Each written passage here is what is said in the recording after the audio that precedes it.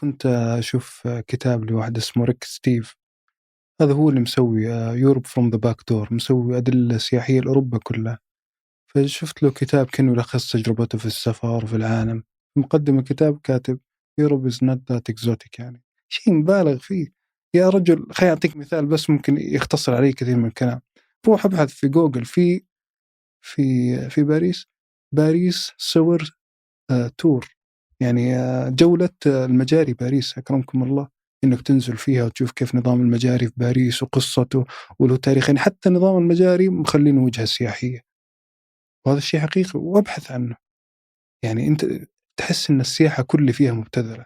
كانت تجربة صعبة، وأتذكر إني حتى أول ما دخلوني أول يوم في المستشفى وضعوا علي مثل الأنوار هذه وتخطيط القلب وأشعر برد شديد. يعني حتى الجاكيتات طلبتها أجيبها وصرت أقص بالمقص كذا، أقص أماكن اليد عشان يدخل المحلول، وتلبس جاكيتين ثلاثة ولا تدفى من البرد اللي يجيك في العظم، ثم يروح ثم يجي. يعني كانت تجربة صعبة جدا. حسيت أنك بتموت؟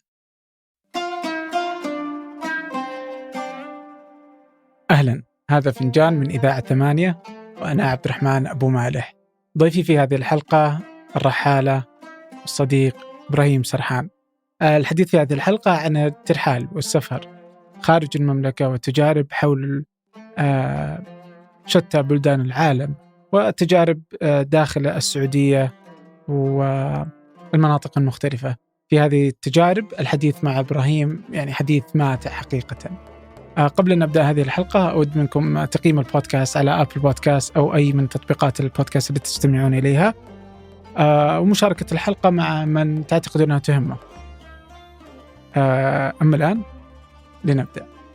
يلا حيا، يا أهلا إبراهيم. الله يحييك. شلونك؟ بخير الحمد لله. تصدق ودي يعني في سالفة قديمة مرة على أنك أشبعتها طرحا، بس الحين ودي أرجع لها إذا تسمح لي. كوريا الشمالية.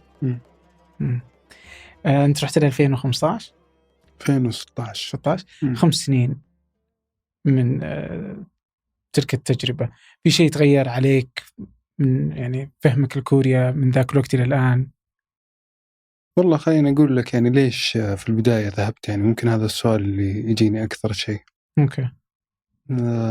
أكيد يعني ما صحيت من النوم وقلت بروح كوريا الشمالية يعني، أو إنها ما جات فجأة كذا. هي نتاج سفر يعني طويل يعني حول العالم. يعني كانت كوريا الشمالية أول رحلة لك؟ لا ما كانت أول رحلة، كان ممكن من أواخر الرحلات يعني، مو من بدايتها يعني. فاللي قبلها أكثر بكثير يعني. يعني كنت أتقصد الأماكن اللي تثير انتباهي حول العالم، وكانت يعني كوريا جات مصادفة. يعني ما كانت يعني ما كنت أحلم فيها. يعني فجأة كذا كنت رايح على كوريا الجنوبية، وقبل ما أروح كان في نقاش مع أحد الأصدقاء، قال إذا رحت كوريا الجنوبية لازم تروح الDMZ اللي هي المنطقة المنزوعة السلاح. قلت ليش؟ قال هناك في غرفة من الأمم المتحدة مقسومة بين الدولتين، وإذا دخلت هذه الغرفة تمشي فيها وتقدر تحط رجلك في كوريا الشمالية، تعتبر دخلت كوريا الشمالية. أنا السالفة كلها ما عجبتني يعني. هذه كذا أنا ما أحب الرمزيات هذه اللي تحط رجل وتعتبر أنك دخلت دولة. قلت يعني أروح صدق يعني أو بلاش.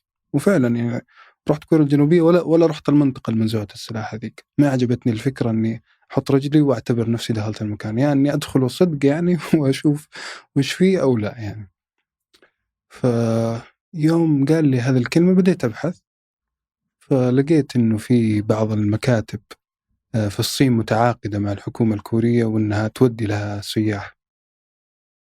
فبديت التواصل معهم، هذا الكلام 2015، وقلت لهم أنا لي رغبة أني أروح وكذا. كان عندي تقريبا إجازة أسبوع يعني. فمع التواصل معهم قالوا يعني وجدت أن اللي أقدر أدخله في كوريا الشمالية يوم ونص فقط، مع أنه الإجازة عندي تقريبا 8 أيام. ليش؟ لأنك لازم تروح الصين تأخذ لك دورة تدريبية يعلمونك وش اللي تسوي وش اللي ما تسوي. كم مدتها؟ يوم واحد يعني. وبعد ذلك يعني الرحلات إلى بيونغ يانغ محدودة جدا، وفي خيار أنك تروح بالقطار، لكن القطار يعني له تبعاته. يعني التفتيش في القطار أشد ونسبة تعرض المشاكل في القطار أشد، حتى أنه بعض الجنسيات مو مسموح لهم يعني يطلع من كوريا الشمالية إلا بالقطار مثل الأمريكان. يعني أي جنسية ثانية غير الأمريكان يقدر يطلع بالطيارة، إلا الأمريكان بالقطار، يعني لجودة التفتيش في القطار. فما صفى لي إلا يوم ونص. قلت طيب يلا. دقيقة، أنت الحين في الشهر كله مم.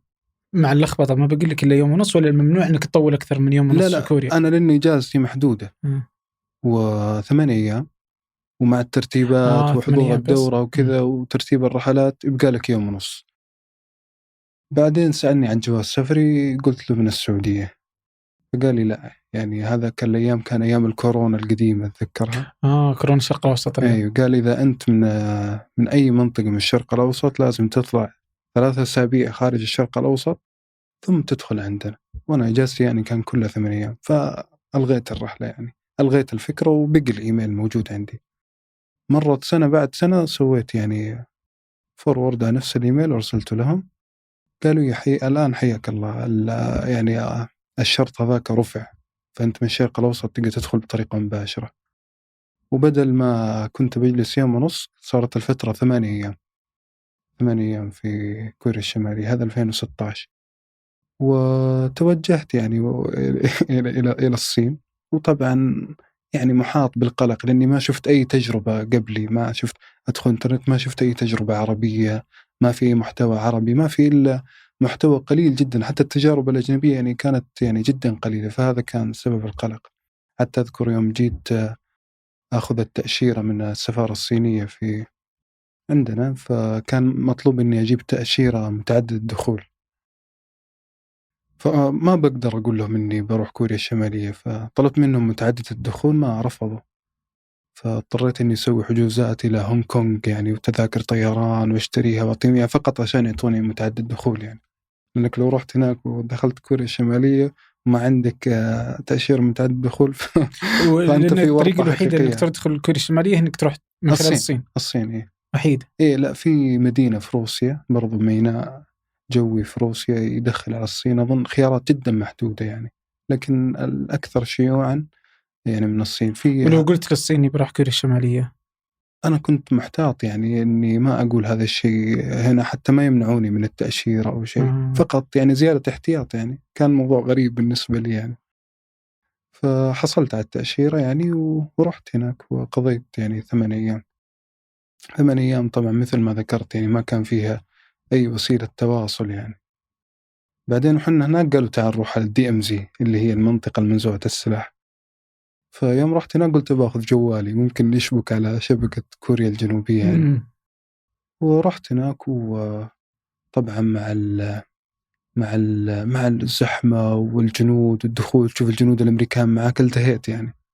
وأنا راجع في السيارة وأشوف الجوال وأظن شبك، وجاتني رسالة واحدة حقت إصلاح تسريبات الخزانات وهذه الأشياء. هذه الرسالة الوحيدة اللي وصلت. أوكي.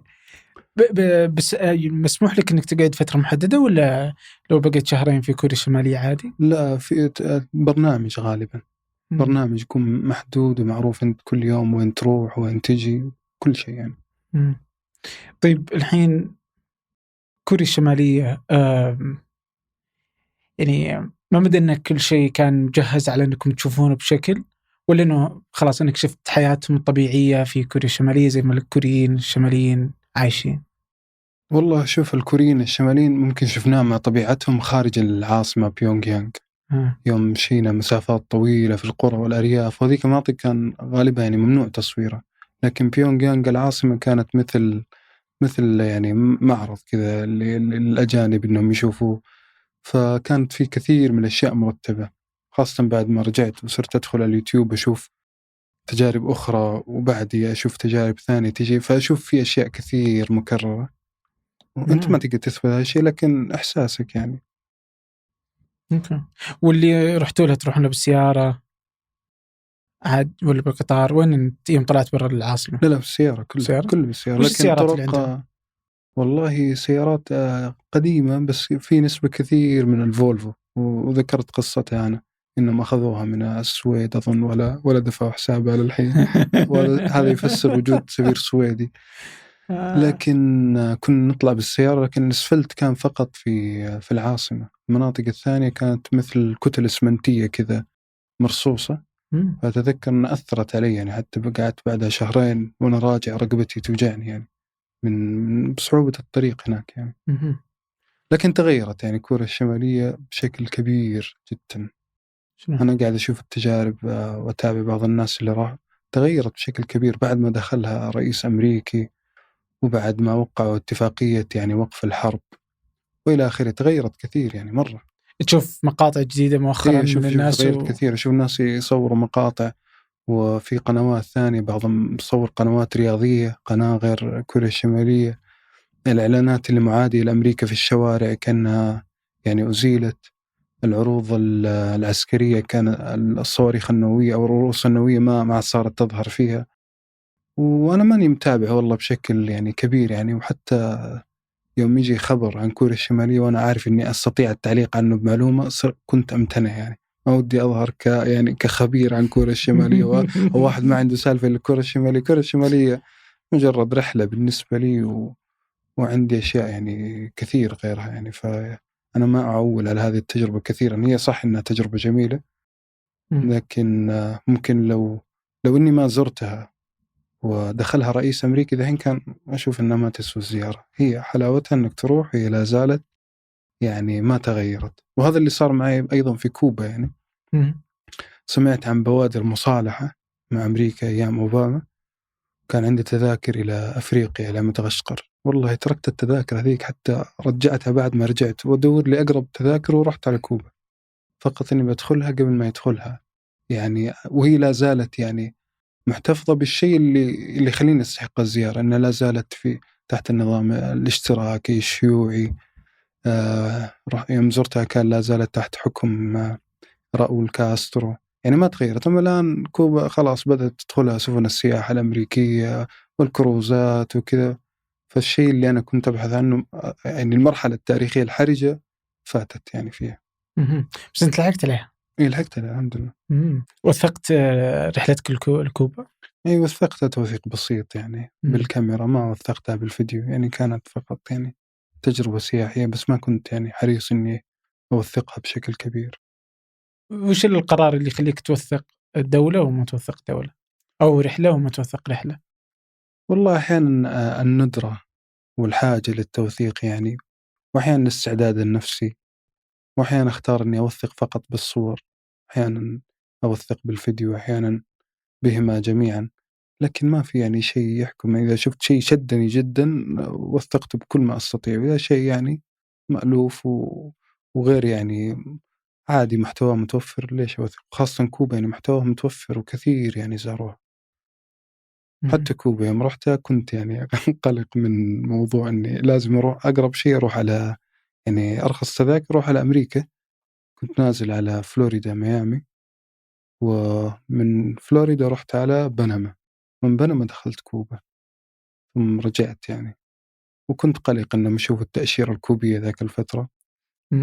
ولكن وأنا راجع شافه واحد في مطار ميامي أمريكي، يوم شاف تأشيرة كوبي يعني قال إن صح عليك إنك رايح يعني إحنا نبغى نروح بس ما نقدر يعني، كأنه يقولها في الطريق يعني.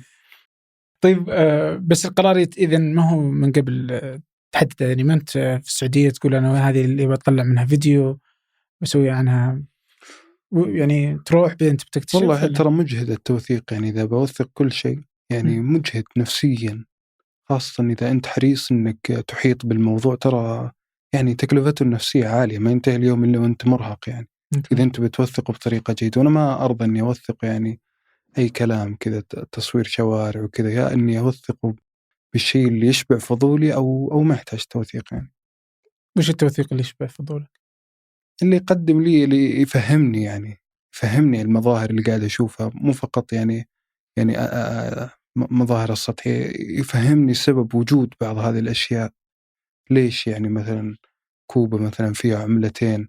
ليش هذا القلق من السياح؟ متى بدأ دخول يعني الأجوبة اللي تشغلني، إذا قدرت أجاوب عليها في ذيك الساعة أعتبر نفسي يعني وثقت بطريقة جيدة.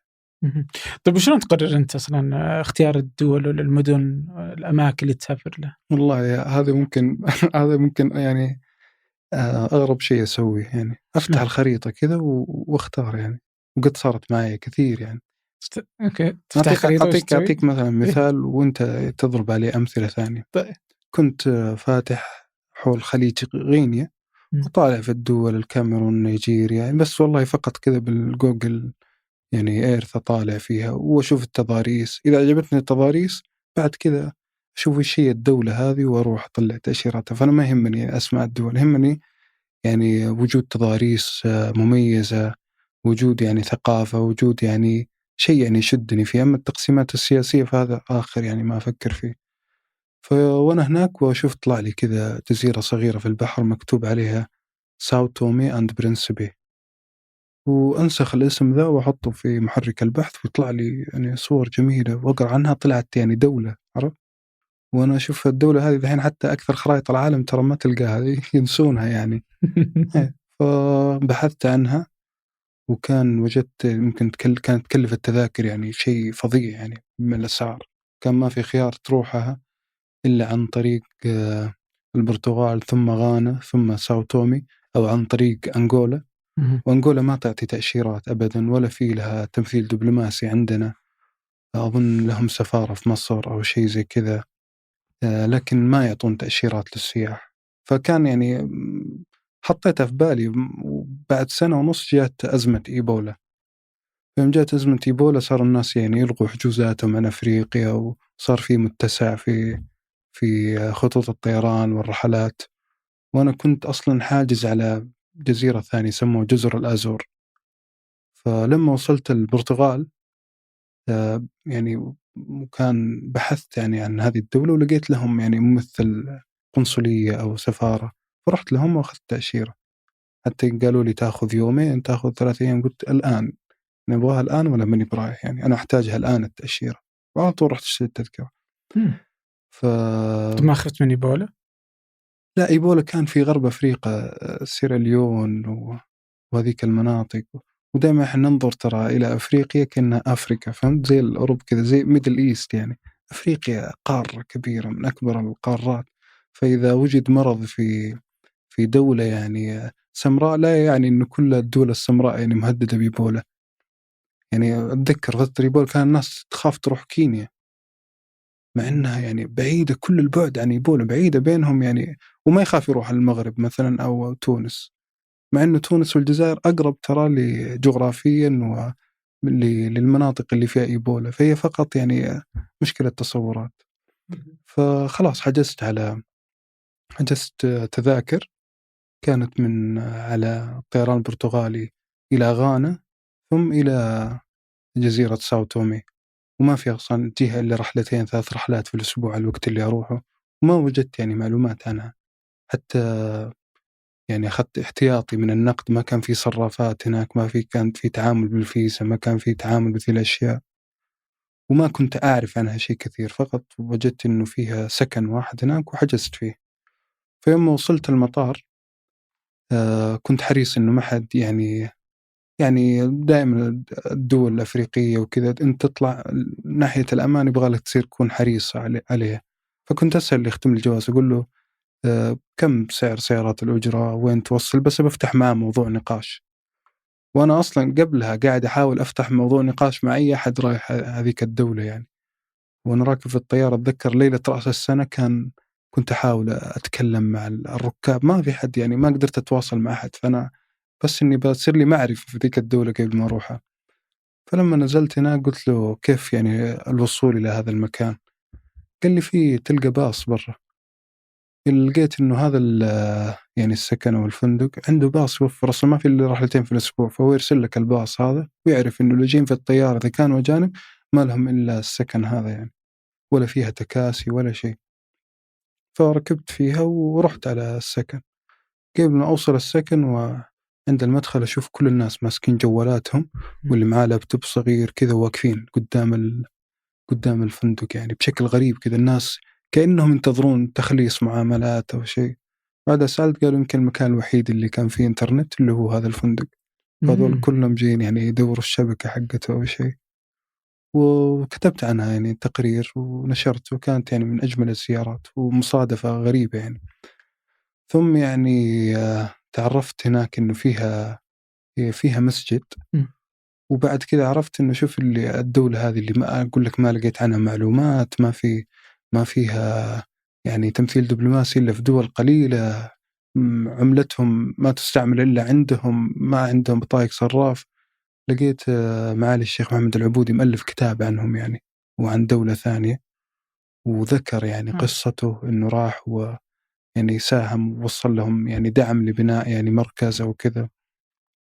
فكنت أسأل عن المكان هذا اللي راحه ولا قدرت أوصل له أول يوم. بعدين ركبت وبعدين اللغة هناك لغتهم لغة برتغالية، فجاء الحين السؤال إني أدور أحد يعني يتكلم لغة إنجليزية، ما لقوا إلا موظف في الاتصالات شغال في شركة اتصالات، كانوا يتفرج أفلام إنجليزية كثير فجاته اللغة، فأخذ إجازة من عمله وصرت أنا أعطيه يعني تعويض عن هذا الشيء.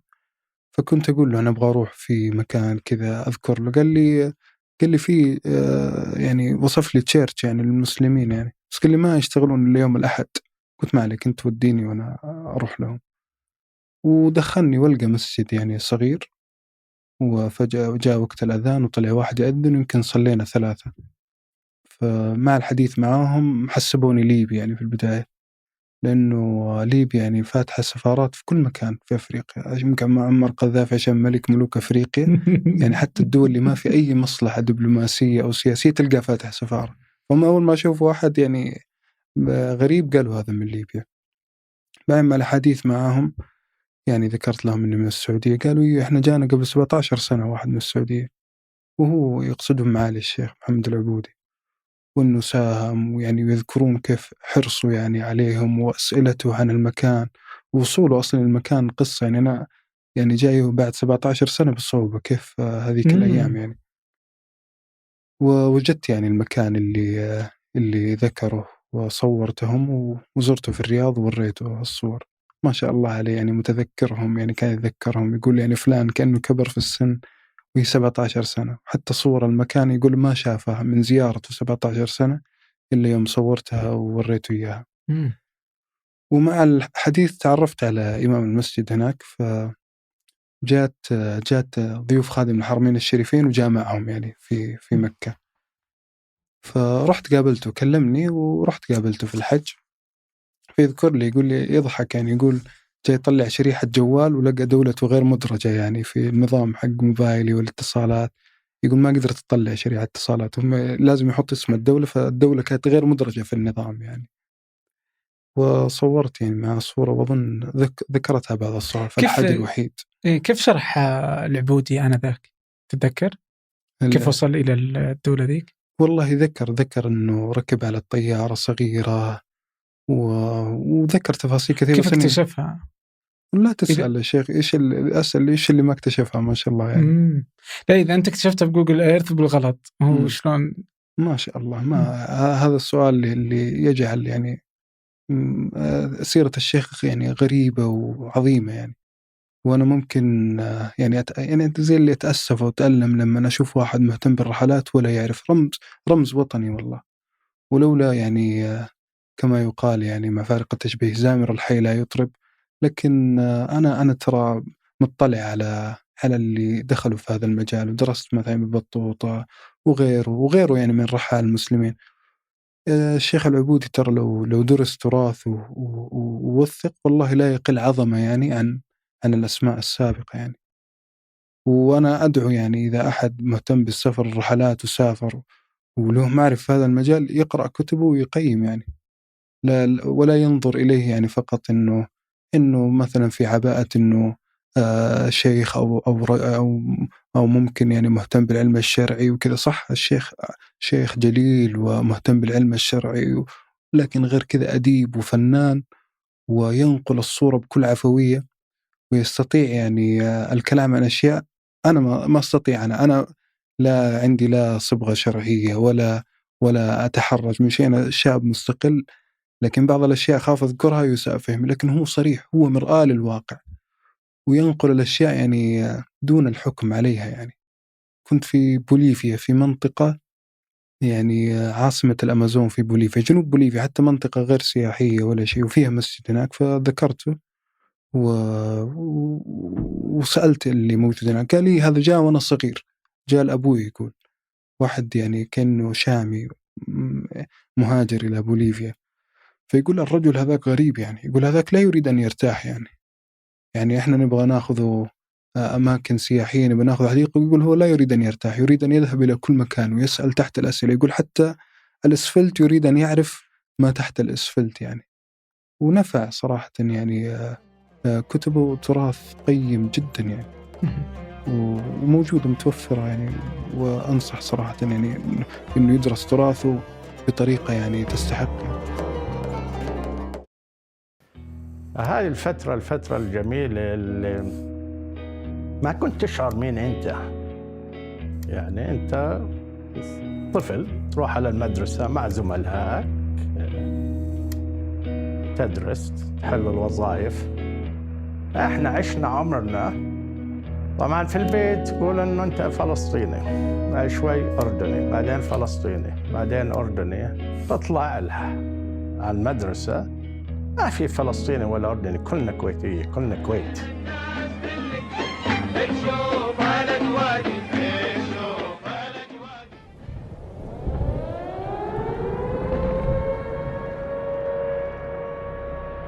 جانا الاختبار في غزو الكويت، هذا كان الاختبار الكبير. لو حبكت سيناريو تسويها فيلم سينمائي ولا هذا ما بتزبط معاي. لا، لحظات عصيبة بحياة الإنسان، هذه لحظات صعبة جدا، لأنه هذا قادر إنه يعدمك ويقتلك وينهي حياتك بكل بساطة. أنا كويتي الآن، الكويت نادتني، الكويت نادتني. كويت يا حبيبتي، كويت.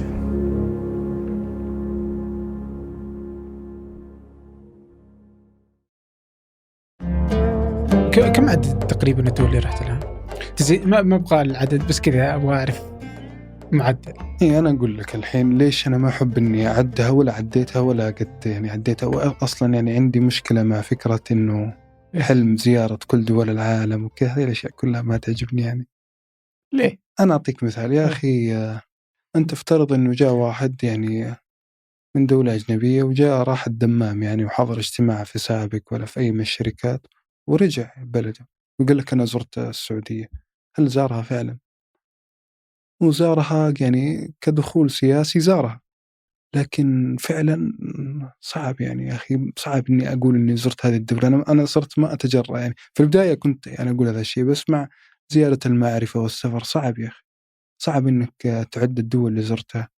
إلا إذا أنت تبغى التقسيم السياسي فخلاص أنت عندك الليست حق الأمم المتحدة، وإذا لفيت العالم فهذا يعني أنك لفيته سياسيا، لكن معرفيا وثقافيا هذا الشيء مستحيل.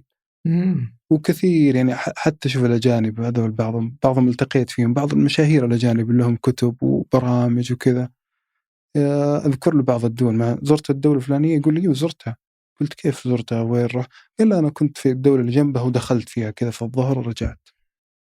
يعني كثير من هذه الأشياء شائعة، فأنا ما تعجبني فكرة، حتى فكرة إنه زيارة كل دول العالم معليش بالنسبة لي يعني ما يعني ما ودي أقول سخيفة، بس إنها غير قابلة للتطبيق يعني. نعطيك مثلا الصين. الصين احنا ننظر لها ككتلة واحدة، لكن الصين يا أخي فيها تنوع عجيب يعني. فيها التبت، فيها الأويغور، فيها منغوليا الداخلية. إذا زرت بكين فهذا لا يعني أنك زرت الصين. والمثال الأوضح في السعودية، يعني أقول لك يعني السعودية كيان واحد يعني سياسي، وهذا الشيء يعني يجعل لها قوة، لكن ثقافيا كيانات لا تعد ولا تحصى يعني. وكل ما أتعمق يعني سواء في السعودية وغيرها في دولة، خلاص يعني تصير فكرة هذه يعني. أذكر أني ذكرت الدولة صعبة كذا، وفكرة عدد الدول صعب يا أخي. يعني الصين رحت يمكن التبت هذه رحتها 3 مرات، وسط التبت، شرقها، غربها، وإلى الآن أحس يعني ما تشبعت، ودي أزورها زيادة. وش اللي خلاك تروح 3 مرات؟ يعني فيها غنى ثقافي، وفيها موضوع اللي هي أصل البوذية يعني في العالم، والمعابد اللي فيها وجغرافيتها، يعني ارتفاعها 5000 عن سطح البحر، وطريقة حياة الناس والبدو الرحل اللي فيها. من أغرب يعني الأماكن اللي شفتها في حياتي يعني التبت.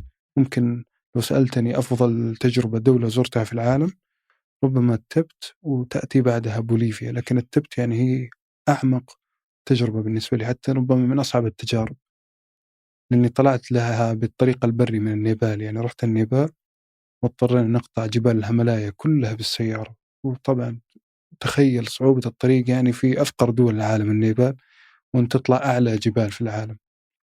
نبدأ بمناطق خضراء، ثم مناطق جبلية، ثم نصل إلى مراحل يختفي الغطاء النباتي، ثم نصل إلى مراحل حتى نستخدم الأكسجين بسبب قلة الأكسجين. إلا صحيح، حتى أني أول زيارة لي للتبت يعني أغمي علي يعني بسبب نقص الأكسجين، يعني مع ارتفاع 5250.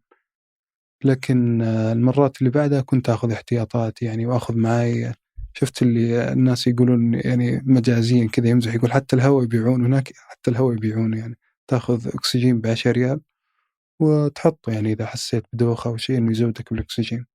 الطيارة أول ما تنزل المطار يعني تجهز اسطوانات الأكسجين، لأنه في ناس يعني يدوخوا ويتعب. الفنادق والمطاعم تلقى فيه على طول اسطوانات كذا، يا أي حد يجلس يأخذ الاسطوانة. كان في فندق فاخر هناك اسمه شانغريلا، يعني كان يسوق إنه مسوي غرفة موازن فيها الضغط بشكل يعني الأكسجين اللي في الفندق يعني زي الطيارات. شوف الطيارات كيف يقول في حالة نقص الأكسجين كذا، هذا الفندق كان مصممينه بطريقة إنه يحتفظ بنسبة أكسجين جيدة. عجيب. فهذه ربما يعني تحدي طبيعي، تحدي جغرافي. الناس اللي هناك ثقافتهم، الثقافة التبتية شيء فظيع يعني. طيب يجي واحد يقول لك يعني فاهم اللي أنت قلته هذا كله عناء، كيف أنت تشوف هذا العناء واحدة من أفضل تجاربك في الحياة؟ ما أدري كيف، هل تعتبره عناء يعني؟ يعني ما في شك إذا أنت بتطلع يعني قطعا عناء، يعني إنه جزء يعني كذا، والله إنه ما تحس فيه. يعني لاحظ إنك تتكلم إنه الأكسجين، يعني هذا تتكلم الحين عن أبسط الأشياء. إني أنا أعرض حياتي للخطر، وإني أحتاج إنه يكون معي أكسجين بشكل دائم. كيف ما تشوفه عناء؟ شوف أنت يعني أنا ما أبغى السيارة وطلعتك إلى فوق، يعني هذه والتحولات، بس يعني أتذكر أني اختلفت حتى مع السائق، وكنت بنزل يعني من طريقة سرعته يعني في القيادة وكذا. ما أتوقع أنها عناء أو أني أنا أنظر لها أبدا بهذا الطريقة يعني. بالعكس هي تجربة، وترى إذا الواحد يفكر كثير ما يسوي شيء يعني أنا الحين لو أخذك معايا التبت وتطلع وتجد الأمور مشيت كذا، لا تفكر فيها كثير وتمشي يعني. أنا تصير معايا بعد ما أرجع من التجربة كذا، إذا بديت أفكر فيها بدين أقول إيش اللي بداني أنا، وإيش اللي كذا مو معقول، أقول تصير لي كوابيس على تجربة أنا انتهيت منها يعني. لكن صدقني يعني الأمر أسهل ما أتوقع، هي خطوة تبني خطوة تبني خطوة تبني خطوة. عشان كذا أقول لك يعني ما صحيح تروح تقول الشمالية، خطوات كثيرة يعني كل خطوة تبني اللي بعدها. إيه، بس وش اللي خلاك ترجع لها 3 مرات؟ تبلد إحساسك. إيه، وش خلاك ترجع لها 3 مرات وهي تجربة صعبة؟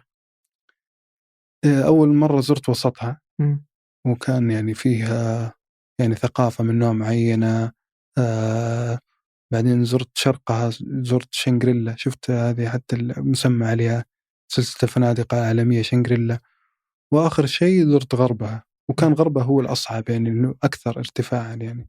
كان فيها جبل يعبده أظن كم مليار شخص حول العالم، في جبل هناك كاشيلا أو شيء نسيت اسمه والله. فزرته يعني وكتبت عنه، موجود في. وش اللي تبحث عنه أنت عندما تذهب إلى مثل هذه الأماكن؟ والله أنا ما أعرف وش اللي أبحث عنه، أنا أشوف هذه المنطقة غامضة لي بروح أشوف إيش فيها، فما في شيء، ولا أحاول أقعد أفلسفها، ولا إني قاعد أبحث عن كذا، ولا أبحث عن نفسي ما أبحث عن شيء، أنا أروح أنا وأشوف إيش يطلع معي يعني. طيب يعني إنه حتى أنت مثلا الرحلة اللي رحتها وإنك تتعب، أتوقع جاك فيروس شو؟ ملاريا. وين كنت؟ هذه مدغشقر. يعني مثل هذه التجارب، هي هذه ملاريا يمكن أيضا من أصعب التجارب يعني، لأنها كانت حسيت فيها، شفت اللي يسوي ريستارت لحياتك كذا، بديت حياة جديدة بعدها. لأنه صدقا يعني شفت يعني إذا أقول لك ما تسمع عن يقول لك مصطلح نير ديث اكسبيرمنت، يعني إنك تقترب من الموت كذا فتبدأ تبين لك أشياء أنت ما تدري عنها. هذا اللي صار معي يعني. أنا كنت في مدغشقر ورجعت يعني وبديت أمارس حياتي بشكل طبيعي. أول يوم ثاني يوم يوم رجعت السعودية جاك؟ اي لا هو يجيك مثلا العدوى، لكن تقعد في الجسم إلين تبدأ تشعر بآثارها، يعني تبدأ تتبرعم تفرع في الجسم، يعني شيء يعرفه الدكاترة يعني. بعدها يعني بدأت أشعر بالأعراض بعدها يمكن ب5 أيام، حرارة شديدة جدا، ورحت لمستشفى، ومستشفى معروف وفي دكاترة مختصين يعني، وحتى اسم المستشفى براند يعني. فذكرت لهم إني أنا عندي سخونة، وذكرت لهم ترى أنا كنت في أفريقيا يعني، وربما كذا وكذا. قالوا سووا لي تحليل دم، قال ما فيك شيء، ما فيك شيء، خلاص أرجع البيت يعني. حتى إجازة من العمل أعطوني يوم واحد. قلت والله أنا تعبان أتوقع إني أحتاج يومين. قالوا لا ما في إلا يوم واحد، خذ. حتى أعطوني بروفين وقال روح البيت. رحت البيت أول يوم يعني مع مسكن الآلام مش الوضع. ثاني يوم يعني زالت الحالة جدا يعني، حتى بديت ما أحسن التفكير يعني، الأشياء اللي أشوفها السرعة بشكل ثاني، ما أقدر أقوم أمشي يعني. وبديت يعني حتى النظر يعني مو واضح، صار كل شيء تشوفه مغبش، ما في وضوح يعني. فخلاص يوم شفت إن الوضع كذا جيت قلت أبغى أروح مستشفى ثاني. وأتذكر إنه يعني أخوي الكبير وكذا كان يحاولوا يقوموني، ما قدرت أقوم يعني. أول ما قمت من النوم قعدت يمكن ربع ساعة، كل شوي أقول لهم أعطوني 5 دقائق بعدين أقوم. كل ما أقوم أشعر بدوخة وأجلس، لين حملوني يعني ورحت على مستشفى الطوارئ يمكن 4 الفجر أو شيء زي كذا. حتى إنه كنت مقفل على نفسي يعني الباب، وأظن كسروا الباب أو شيء ودخلوا علي. ما كنت يعني، كنت في حالة صعبة يعني. فأتذكر أول ما نزلت السيارة تحت ونمشي ما أشوف يعني حتى لوحات السيارات ما أشوفها، اللمبات ما أشوف إلا هالات كذا. وأخذوا مني تحليل وقالوا يعني تطلع نتيجة بكرة الصباح. يمكن كان الصباح على بعد 4 ساعات. فأخذوا قالوا إحنا، وصادف وجود يعني دكتور باكستاني كان في الطوارئ، وكان منزعج يعني، يقول أنا دكتور ولي مكانتي حاطيني في الطوارئ، فكان يغطي عن دكتور ثاني. وربما الباكستانيين بخلاف يعني ربما المصريين أو السعوديين، الملاريا معروفة عندهم. إحنا عندنا حالة غريبة يعني، ما هي معروف يعني، ما هي معروف إن ما حد يتوقع إنه معك ملاريا. فسوالي حمى الضنك والملاريا، وبعدين طلع قال لي فيك ملاريا، فيك ملاريا اسمها فلاسبيرم أو شيء، وتحطها في جوجل يضيق صدرك يعني. إذا كتبت فلاسبيرم هي أشد أنواع الملاريا يعني، سموها حتى عند الملاريا الخبيثة أو شيء، وهي اللي تقتل يعني بالملايين كل سنة. فبعدها جاء الحيرة يعني، وين أروح أي مستشفى تستطيع أن تتعامل يعني مع حالة ملاريا. كان ذكر احتيار ورحت بعدين مستشفى، يعني كنت يعني كان ما في كان شيء واضح لي يعني، حتى هو ما كان في تعامل معي بالطريقة الصحيحة. حتى إني كتبت ثم بعدين كتبت تغريدة يعني إنه عندي ملاريا وكذا، فتواصل معي ناس مختصين يعني، والحمد لله تلقيت يعني العناية اللي أحتاجها. لكن كانت تجربة صعبة. وأتذكر إني حتى أول ما دخلوني أول يوم في المستشفى وضعوا علي مثل الأنوار هذه وتخطيط القلب وأشعر برد شديد يعني. حتى الجاكيتات طلبتها أجيبها وصرت أقص بالمقص كذا، أقص أماكن اليد عشان يدخل المحلول، وتلبس جاكيتين 3 ولا تدفى من البرد اللي يجيك في العظم، ثم يروح ثم يجي يعني. كانت تجربة صعبة جدا. حسيت إنك بتموت؟ والله مو حسيت. قال لي دكتور، قال لي يعني إحنا نشوفك هل تستجيب للعلاج أو لا يعني. مو حسيت، مو كأني سمعتها يعني. والمشكلة إن هي الملاريا إذا عالجتها بدري يعني خلاص تروح خفيفة، تصير خفيفة. لكن أنا تأخرت، ويوم سويت أول فحص وثاني فحص يقول ما فيك شيء ما فيك شيء. وصلت إلى مرحلة يعني كان باقي تكة وتدخل مرحلة أخطر. في ناس توفوا ترى بنفس الطريقة. في 2 أكاديميين عندنا في السعودية، واحد منهم توفى بنفس الطريقة، رجع وما عرفوا إنها ملاريا يعني. فهذا اللي يعني. وبعدها يعني بعد ما ممكن أنا في المستشفى 7 أيام 8 أيام حسيت إني صرت كيس ستدي يعني. صار الدكاترة يجوني معهم الطلاب والطالبات، ما صدقني يجون واحد ملاريا. هذا نشوفه في الاكسرسايز حق الكتاب. تعال شوف جبنا لكم إياه. طيب ما كنت داري إنه هذه من الأشياء اللي تأخذ عليها لقاح قبل تروح الدولة ولا؟ يعني كثرة السفر لأفريقيا خلاص صار يعني عادي. وصدقا يعني كنت أبحث عن الأدوية، لكن الأدوية كانت مقطوعة يعني ذيك الفترة وما وجدتها. بس كنت عارف إن في ملاريا وفي لقاح له ولا ما؟ إلا لا أعرف، مو لقاح، تأخذ لك حبوب، 3 أنواع من الحبوب موجودة. في شيء يسموه كلوروكوين، وهذا صار عليه مناعة. يعني البعوض تطور، صار ما يعني حتى تدخل بعض الدول يقول لك كلوروكوين ريزيستنس، يعني البعوض ما عاد صار تفرق مع الدواء ذا. في نوع ثاني اسمه ميفلكوين، هذا يسبب أعراض نفسية يعني، وصرف لي ولا ذكر لي يعني إنه ممكن يسبب أعراض نفسية وإنه ممكن كذا، متعب جدا. أتذكر اليوم اللي أخذه فيه خلاص يجيك أرق ولا تنام ويجيك حكة في الجلد، يعني له أعراض جانبية شديدة يعني المفلكوين. في نوع ثالث اسمه مالارون، يعني يأخذ حبة في اليوم، وهذا ما استطعت إني أوجده، كأنه مخلص من الأسواق أو شيء، لأنه ما بيشتريه هنا. بعدين حتى أجهزة ملاريا يعني النوع اللي أنا أبغاه مثلا ما ألقاه متوفر، أشوف أي أحد راجع مثلا من الخارج من الدول اللي فيها ملاريا، أقول له جيب لي هذا الدواء معك. الحين صرت خبير ملاريا. إيه أنا شايف حتى الأدوية ما شاء الله عليك، أنواع البعوض وإيش الارتفاعات اللي يعيش فيها البعوض، ويعني سلوك البعوض، كل شيء على البعوض الحين أعرفه يعني. طيب مثل هالتجارب الحين هل بعدها رجعت أفريقيا مرة ثانية؟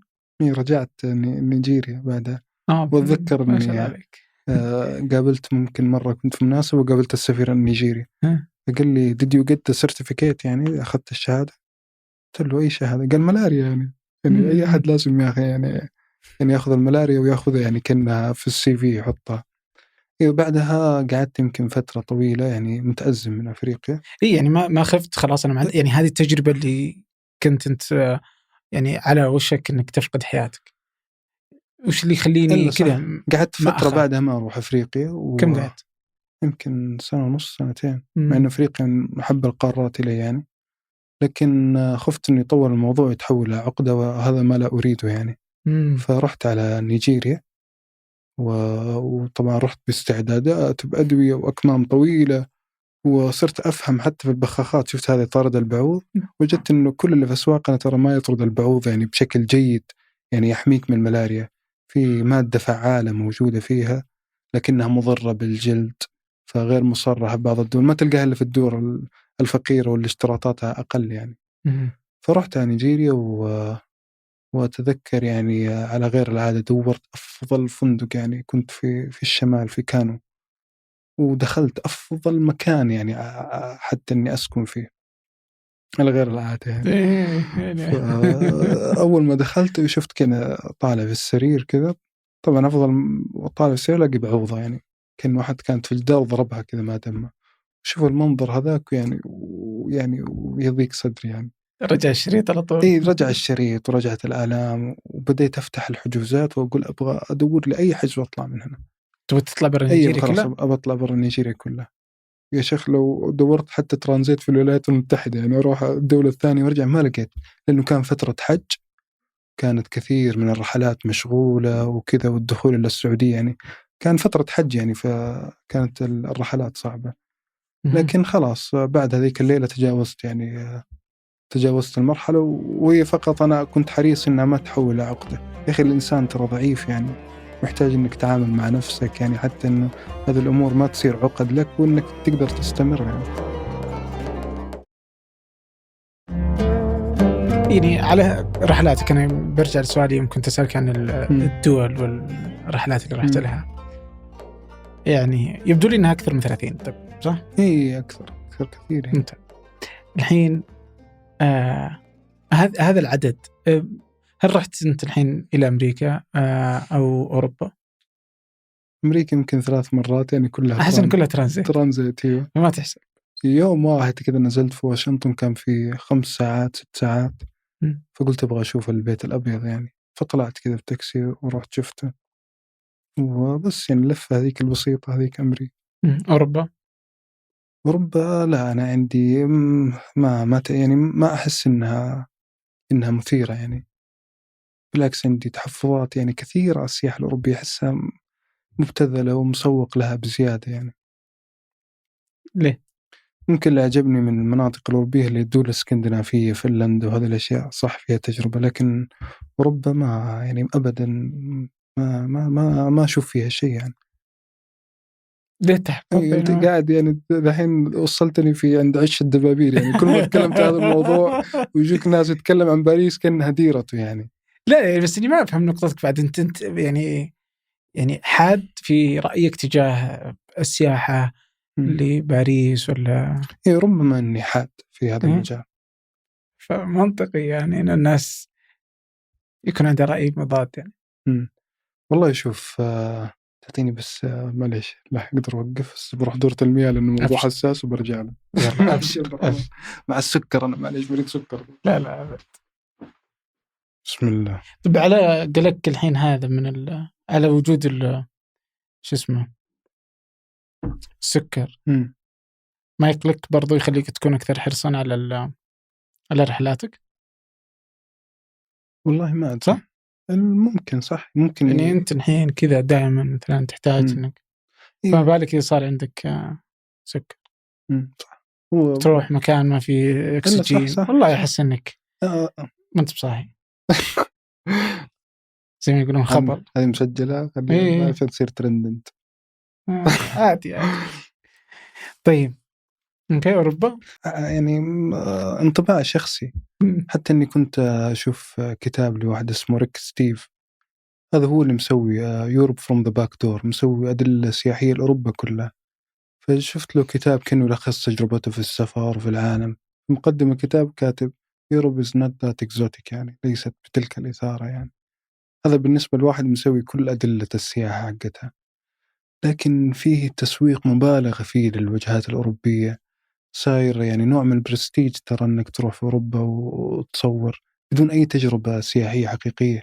أنا أضمن لك أن تروح مثلا أوروبا وتبدأ في سلسلة من عقد الصفقات التجارية لما ترجع، صفقات تجارية مغلفة أنها تجارب سياحية أو شيء زي كذا.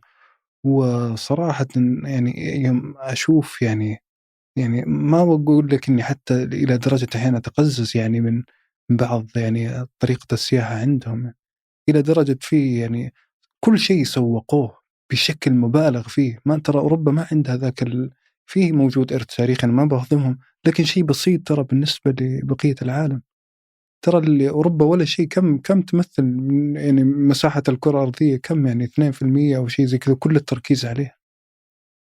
خلينا أعطيك على سبيل المثال، يعني خلينا نأخذ باريس، يعني وباريس يعني لها مشجعين كثر وشبيعة كثير، يعني أي تغريدة عن باريس يزعلون عليك، يعني توصل شخصية، يعني كأنه باريس يعني هو والد فيها. يعني يا أخي أستغرب يعني من كثر هذا المدح والثناء على باريس، وتشوف حتى الطبقة المثقفة عندنا باريس باريس باريس باريس. طب إيش فيها باريس يا أخي؟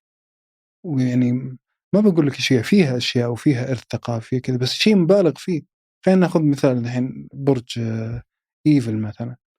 تعال شوف كيف الواحد إذا صور مع برج إيفل كأنه مصور مع أجمل شيء في الدنيا، مع أنه بالنسبة للمثقفين الفرنسيين برج إيفل هو أيقونة للقبح. يعني حتى كان في معارضة كبيرة من المثقفين الفرنسيين على بناء برج إيفل.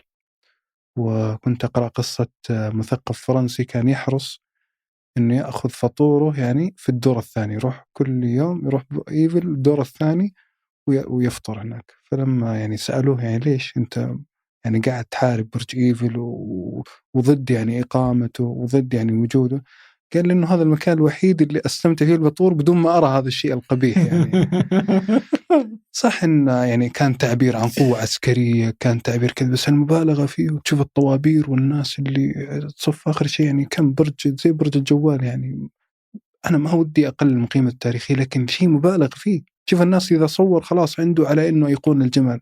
أنا أبغى أسأل واحد كذا يا أخي بالله أرجع إنسان أطلع من كل تحيزاتك وأطلع من كل شيء، هذا الشيء جميل أو لا؟ طالع فيه بالله، طالع فيه بعيونك، إذا جميل علمني إذا جميل أو لا.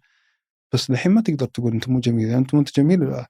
أنت ما أنت مثقف، كيف تقول على مدينة النور يعني وهذا رمز شيء مبالغ فيه يا رجل؟ خليني أعطيك مثال بس ممكن يختصر عليه كثير من الكلام. روح ابحث في جوجل في باريس صور تور، يعني جولة المجاري باريس، أكرمكم الله، إنك تنزل فيها وتشوف كيف نظام المجاري في باريس وقصته وله تاريخ. يعني حتى نظام المجاري مخلينه وجهة سياحية، وهذا الشيء حقيقي وابحث عنه. يعني أنت تحس إن السياحة كل فيها مبتذلة، حتى الطبيعة يا أخي اللي موجودة مثلا في مثل هذه المناطق، هل هي طبيعة حقيقية؟ أنا تعريف الطبيعي الأشياء اللي تركت على طبيعتها، كلها حدائق مشذبة ومصلحة ومضبطة، ولا فيها أي تجربة يعني أحس تجربة إنسانية، تجربة ثقافية. أنا أشعر يعني صح إنه واحد يروح يزورها، لكن التضخيم تجاهها وجعلها كأنها حلم الناس، وهذا الشيء مو بس عندنا إحنا العرب، حتى الآسيويين واليابانيين. ما تسمع أنت عن باريس سندروم أو شيء اللي تصيب بعض اليابانيين، إنه يوم يوصل باريس يصاب بإحباط، وموجود ترى يعني حتى مصطلحات علمية طلعت عليها. فلكن هذا الرأي أنت يعني سألتني عنه وأنا ذكرت لي، وأنا عندي حسابات شخصية أحيانا أعبر عن آرائي الشخصية، وفي ناس يعني أشوف ردة فعل مبالغة فيها يعني عن هذه الدول. بس إنك ما قد رحت لها ولا أبغى أروحها، وإذا رحت إيش كيف بشوف شيء تحكم عن جديد؟ شيء ما رحت؟ والله ابن حلال، أنت إذا رحت باريس هل في شيء جديد بيفاجئك؟ يعني كلها موجود صورة في الانستغرام وفي سناب شات وشفناها، ولا أبغى أروحها يعني. إذا رحتها ممكن أروح مثلا أزور بعض المتاحف، أزور بعض الأشياء يعني ممكن أروح، بس إني أنا شايف يعني العالم يعني في أشياء ترى أكثر إثارة مرة. هذه باريس هذه، خلينا أخذ تحت في باريس بزيادة، دول أوروبا يعني خطة تقاعد، هذه تقاعد تروح تشوف إيش فيها يعني. وأيضا يعني يعني هذا الوهج اللي على أوروبا ترى جزء منه اللي هي عقدة الرجل الأبيض، ترى جزء منه يعني. الآثار الإسلامية عندك في كل مكان، عندك آثار، بس شوف الأندلس بس فقط، كأنه ما في الدنيا هذه إلا آثار الأندلس يعني. وطيب في أخي آثار إسلامية في الهند، وفي آثار إسلامية في كل مكان، ليش هذا التضخيم فقط الأندلس؟ وأنا أضمن لك الآثار هذه الموجودة في الأندلس لو إنها في مكان ثاني ما لقيت كل هذا الاحتفاء، هي فقط لأنها في أوروبا يعني. لا بس يعني هي إنها أنت ما تلاحظ عقدة الرجل الأبيض؟ ما تشوفها أنت؟ ما تشوفها في كل مكان؟ لا خلاص شوفها في كل مكان، في كل مكان تشوفها. الواحد إذا صار بس أنت لا تصير عندك عقدة من إنك ما عاد تروح لها. أنا مو عندي عقدة من ما أروح، لا يا أخي أنا مشغول في أشياء عندي أكثر إثارة يعني. ممكن بعدين أروح، أنا ما عندي مشكلة شخصية ترى مع أوروبا ولا مع هذه الدول، لكن ترى ما في، لا والله ما في. إيش المشكلة الشخصية اللي عندي؟ ما أدري. وحتى يعني مثلا خلي يعني المتحف اللي عندهم يا أخي متحف مسروقات، سارقينه من كل العالم وحاطينه عندهم متاحف. عندنا مسلة تيماء، هذه موجودة من تيماء عندنا ومعروضة الآن في باريس. هذا الشيء أنت هل أخلاقيا تقدر تبرره؟ ترى طالبت فيها يعني كما فهمت إن الحكومة السعودية أنها تستعيد هذا القطع، لكن موجود الآن في متاحف باريس. يلا أعطيني مبرر أخلاقي كذا لهذا اللي وصفها بلدة الأنوار ومدينة. وتعال شوف الغزل اللي في باريس. طب تعال شوف يعني، تعال شوف يعني إذا كل هذا الغزل الفرنسي يا أخي، شوف سلوكها في دول الساحل، شوف سلوكها في الدول الثانية. أنا رحت الدول المستعمرة فرنسا، رحت مدغشقر، رحت الجزائر، رحت دول أفريقية، وقاعد أشوف أشياء يعني غير اللي تطلع يعني في السطح، وغير اللي تطلع في الإعلام. فربما هذا اللي صار عندي نظرة كذا وش يعني. اللي شفته؟ يا أخي الدول الأفريقية لا زالت مستعمرة يعني، خرج الاستعمار بشكل عسكري ورجع عن طريق الشركات متعددة الجنسيات. وتشوف الفرنسي هناك وأكثر مرة يعني يجي في هذيك الدول وكأنها ملكه يعني. وأنا هذا الشيء ممكن لاحظته بعيني، ولاحظته من تعامل الناس، بعضهم تعامل الأفارقة جدا جاف معي. سواء يتوقع أني أوروبي يعني، يقول أنت أوروبي ما تشوف أنا شيء. ما باقي النظرة ترى الاستعمارية وطريقة التعامل مع أفريقيا لا زالت موجودة يعني.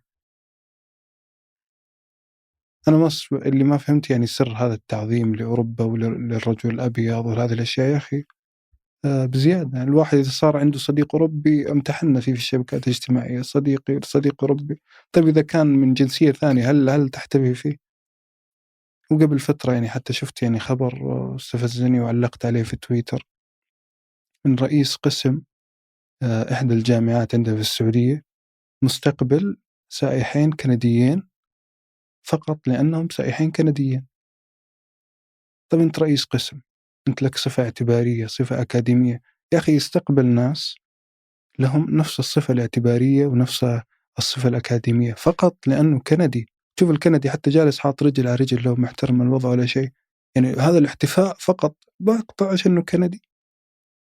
وبعدين نجي عندهم وإذا واحد فيهم مدحنا كذا بكلمة كذا يمكن كم جامعة رحنا ترجمناها بمليون لغة وحطيناها في جروبات واتساب. يا أخي إحنا نستحق هذا المدح وعندنا أشياء جميلة وعندنا كذا، لا نصير مهزوزين أمام الغرب. يعني الحين أنت لو مدحت باريس هل في أحد حيترجم هناك بالفرنسي وينشروا إنه سعودي مدح باريس انظروا ماذا يقول عن كذا؟ يصير هذا الشيء؟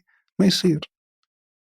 أنا كان عندي بعض الطرح زي كذا لكن توقفت عنه لأنه خفت إنه يفهم إني أنا ضد. ما ممكن، بالعكس أنا سعيد موضوع السياحة الأجنبية، لكن يا أخي إحنا عندنا ترى إرث وعندنا تاريخ وعندنا كرامة، لا ننهزم أمام الغريب هذا، لا ننهزم منه.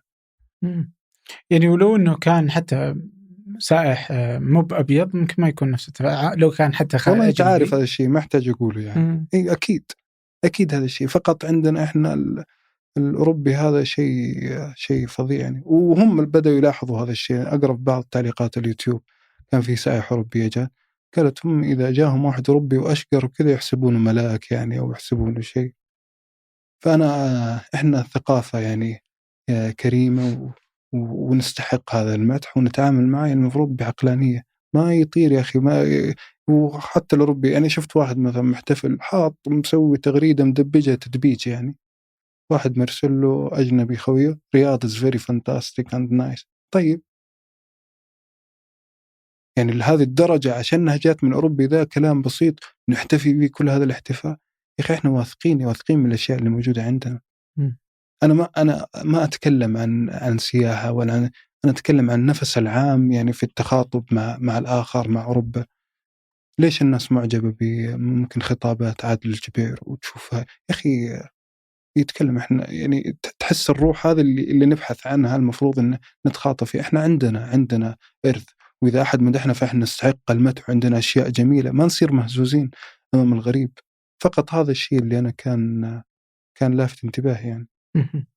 طيب بما أنك دخلت على السعودية فأنت قبل كورونا يعني كانت كل رحلاتك وسياحتك أو اكتشافك للعالم خارج السعودية. مع الكورونا لعل أنها خلتك بالغصب لا والله من قبل كورونا يمكن بسنتين 3 سنوات وانت بدأت سياحة داخلية؟ الداخل مو بدأت سياحة داخلية يعني بدأت يعني أتوجه للداخل. صار عندي استعداد أكثر يعني اشتريت بعض المعدات اللازمة، سيارة خاصة لهذا الغرض يعني مكنتني من هذا الشيء. لكن مو من كورونا، بالعكس جاتكو من قبل من 2 3 سنوات. بديت يعني أدخل بعمق يعني ممكن داخل السعودية، وربما تجربتي خارج العالم هي اللي صنعت يعني تجربتي داخل السعودية. كيف؟ يعني لولا أني مسافر برا وشايف الأشياء وشايف هذه الأشياء ما كان عندي نفس هذه النظرة للشيء الموجود في السعودية. يعني كنت والله كل فترة أروح أشوف الأشياء اللي برا، أشوف الناس كيف تحتفي بهذا. زي ما أقول لك الحين فرنسا حتى مسوين سياحة إلى مراكز الصرف الصحي، يعني كل شيء يسوقوه. احنا عندنا أشياء هنا أشياء بسيطة يمكن ما تلفت الانتباه، لو كانت في دولة ثانية كان يعني صد العالم فيها. ما أتوقع في السعودية يمكن في 100 كيلو في 100 كيلو إلا تجد فيه في آثار وتجد فيه يعني في تنوع جغرافي وفي يعني في أشياء كثيرة يعني. فممكن مثل ما قلت لك يعني دولتي حول العالم، يعني زرت مثلا بركان في أثيوبيا، بركان حي. يوم تشوف البركان هناك وتشوف طريقة تكوين البركان وتقرأ وتثقف عنه ترجع طب عندنا يا أخي أنا عندنا براكين خامدة من أجمل يعني الحرات البركانية في العالم موجودة عندنا. تبدأ تشوف يعني كيف موضوع حتى تقدير الناس للثقافة المحلية في الخارج. أجي عندنا ألاقي الناس هنا ما هي معطية وجه للثقافة المحلية، بالعكس بل تنظر لها يعني نظرة دونية. وش تقصد الثقافة المحلية؟ يعني الثقافة المحلية مثلا خلنا نعطيك مثال، مثلا الفعاليات اللي تصير، سباقات الهجن إلى آخره يعني، طريقة لبس الناس، العرضات الشعبية، الألعاب الشعبية، الأشعار، يعني بصفة عامة يعني عندنا شيء يعني جميل جدا. لكن كنت أشوف أشياء أقل منه في الخارج وأشوف فيها احتفاء بشكل غير طبيعي يعني. عندنا ثقافة حية لا زالت تمارس. يعني إحنا الآن مثلا تجد في بعض المناطق في ناس قاعدة تسوي هذا الشيء لأنها هي تعيش هذا الشيء، فهمت؟ تلبس هذا اللبس لأنها هذا جزء من حياتها اليومية، هذا مو فقط يعني استعراض أو شيء، يعني ثقافة حية لا زال الناس يمارسها. بينما في دول كثير أخرى يعني فقدت ثقافة، يعني فقد هذا الشيء، صار يلبسوه فقط للسياح. احنا عندنا هنا بعض ممكن الأزياء المحلية، بعض مظاهر الثقافة الشعبية، بعض ممكن الألعاب الشعبية في كل منطقة، الشمال، الدحة، الوسطى، الجنوبية. هذه الأشياء تمارس في الأفراح، صح، وتمارس يعني بشكل حي، ليست فقط إذا جاء سائح سووها قدامه. بينما في دول أخرى يعني كل هذه الأشياء ما صارت تمارس في الحياة اليومية، إذا فقط تلقاها في إذا جاءوا تيجي عند بعض في بهو الفندق يجيبوها يوروا السياح زي كذا، عرفت؟ فعندنا ثقافة لا زالت حية ولا زالت يعني جميلة، لكن الناس يعني هل في أحد ينظر الألعاب الشعبية هذه بالنظرة اللي تستحقها؟ لا أعتقد يعني. شو اللي اكتشفت أنت في السعودية بعد زيارتك للمناطق والمدن في السعودية؟ ومو اكتشاف يعني بمعنى اكتشاف، كل شيء معروف ومكتشف، لكن بدأت أتفاجأ يعني من يعني، وهذا الشيء يعني ما توقعت يعني إنه يكون في كل هذه الأشياء. في البداية أنا حاس عندي إحساس، وكنت أتابع ناس يعني ملهمين في الشبكات الاجتماعية، في حسابات معروفة وناس يعني داخلين في هذا المجال من فترة، فكنت أشوف عجائب. فلما دخلت أنا بديت يعني أتفاجأ. يعني إيش أقول لك، يعني مو كل شيء أصلا يعني لازم الناس تتكلم عنه عشان يصير جميل. أعطيك مثال فقط. مرة كنت على راكب طيارة من جدة للرياض، وطلعت مع النافذة ولاقي ممكن 7 براكين كذا ورا بعض، وشوف من النافذة وأشوف المنظر غريب. يا أخي هذا وين شفت هذا؟ ما حد كان يعني وش اسمها وش المنطقة، ولا عرفت أصلا وين موقعنا أصلا من الأرض يعني. ومر الموضوع سنوات بعد ما صار عندي الآن يعني سيارة دفع رباعي مجهزة والتجهيزات، لأن هذه الأشياء كلها مكلفة ترى، وتحتاج يعني تحتاج استعداد، تحتاج إنه يكون عندك مهارة في التعامل مع بعض الأشياء. فبحثت عن الموقع ولقيته في جوجل، ورحت له قلت أبغى أروح له في إجازة نهاية الأسبوع. ورحت أول يعني مرة، ويمكن من الصباح إلى الظهر ولا استطعت إني أوصل المكان، ما كان له طريق يعني. وش المكان؟ حرة بركانية، كل الطريق كله قريب صخور. من المدينة ولا من وين؟ منطقة حدودية، هي منطقة كشب ما بين مكة والمدينة يعني. حتى الحر نص ساعة كذا في مكة ونص ساعة في المدينة. لكن ما كان في طريق معبد، ما عرفت أوصل للمكان، وكان يعني مكان مقطع يعني. وحتى لا قدر الله تعطلت السيارة وكذا، أنت في منطقة يعني خالية جدا وجغرافيتها صعبة. جوال شبكة فيه؟ لا ما في شبكة ولا شيء، بس يجيب معي ثريا يعني، ولا أشوف ناس يعني. يمكن أمشي 3-4 ساعات ما أشوف مخلوق يعني، ما تشوف إلا بعض الإبل، وأحيانا بعض رعاة الإبل وكذا يحطونه في ذيك المناطق. لكن حتى طرق ممهدة ما في، اضطر إنك أنت تمشي على طريق يعني يمكن ما مشيت عليه سيارة، على صخور وعلى هذه الأشياء. فأول مرة ما استطعت إني أوصل. مرة الثانية رجعت أدقق في الخرائط وأدور يعني طريق أفضل وكذا لين وصلت وصورتها يعني. وشوف المنظر يعني منظر عجيب، 7 براكين كذا ورا بعض، 7 فوهات. وكان بالنسبة لي يعني مذهل حتى الدخول إلى إحدى هذه الفوهات، شوف الصمت اللي فيها، شوف التجربة اللي فيها، شيء يا عبد الرحمن. شوف أنا أكلمك الحين جلدي يقشعر يعني من جمال المنظر هذاك يعني اللي شفته، من جمال التجربة.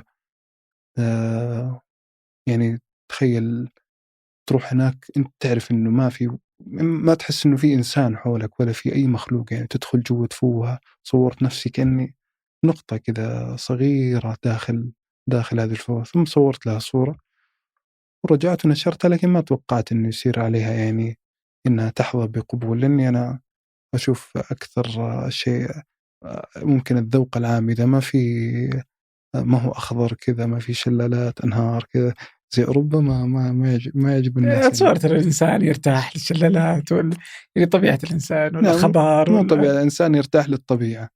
الإنسان يعني مخلوق من تراب يعني، ويرتاح للطبيعة وكل أنواع الطبيعة. لكن إحنا يعني صار الطبيعة عندنا إذا ما كان خضرة وأنهار وزي أوروبا كذا ما حلو. يا أخي الصحراء أجمل من أجمل التضاريس الطبيعية. تعال شوف يعني كتابات الأدبية عند الأجانب وغيرهم عن الصحراء. ليش الناس تصور صورة الصحراء يقول لك يا أخي صحراء؟ طيب يا أخي الصحراء من أجمل التضاريس الطبيعية. إذا كلمة طبيعية لازم يصير أخضر هذه مشكلة يعني. لكن دائما أتذكر مقولة للجاحظ يعني يقول فيها الجمال أدق وأرق من أن تدركه كل عين. فإذا أنت ما تشوف الصحراء جميلة أنت ليس لديك يعني معرفة بالصحراء، وليس عندك يعني المعرفة الكافية يعني بالطبيعة وبهذه الأشياء. زي اللي يشوف الفنون يعني يشوف التشكيل يقول لك يا أخي هذه خربشة هذه ما حلوة. ليش؟ لأنه ما عنده معرفة عنها. أنا ما أبغى أحكم على أذواق ولا على هذا الشيء، بس اللي يحب الطبيعة ترى يحب الطبيعة كلها. حب الناس الصورة إيه حقت أكثر صورة انتشرت لي يمكن في يعني أكثر صورة جاء عليها مشاهدات يعني في من يوم دخلت الإنترنت يعني. طيب إنك تمشي 4 ساعات 3 ساعات معك إيش بنزين زيادة، كيف ترجع، خفت ما ضعت يعني كيف ألقى الطريق أصلا؟ تتكلم عن الاحتياطات والاستعدادات وهذه الأشياء صح؟ يعني أوكي. طيب يا أخي ما نكبر الموضوع خلاص.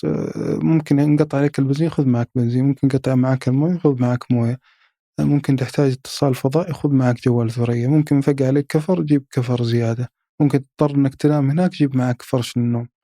ما يحتاج لها يعني تصعيب ومبالغات. لأن أشوف طيب لا ترى يمكن أنقطع هناك. طيب يمكن في حيوانات تاكل ما مشكلة في أنت يعني ليش تحسسني تاخذ احتياط؟ لا يعني أنا أقول لك صح إنه مو شيء بسيط يعني، لكن لا نبالغ. أنا قاعد أشوف الآن اللي قاعد أشوف الرحلات يا أخي مبالغة. يجيب لك واحد مثلا كذا خيمة يقول لك هذه الخيمة ضد الصواعق المرسلة، وهذا الكوب يستحمل درجة حرارة 70 مليون تحت الصفر، وهذه السيارة فيها التجهيزات الفلانية، ويجيك السيارة ضغط زرار كذا تنفتح. أنت تقول هذه السيارة يعني شوية بيقصفنا فيها. آخر شيء تشوف وين راح والله إنه كاشت جنب الأسفلت يعني حتى ما بعد يعني. ففي مبالغة وتكلف يعني في المعدات وهذه الأشياء. يعني مثلا أسمع عن فلان والله هذا عنده استعداد وأروح أتابعه يلا وأقعد يمكن 2-3 شهرات كله حديث عن المعدات. طب يا أخي وين الرحلة يعني وين الرحلة؟ وآخر شيء كاشت جنب الأسفلت 2-3 كيلو.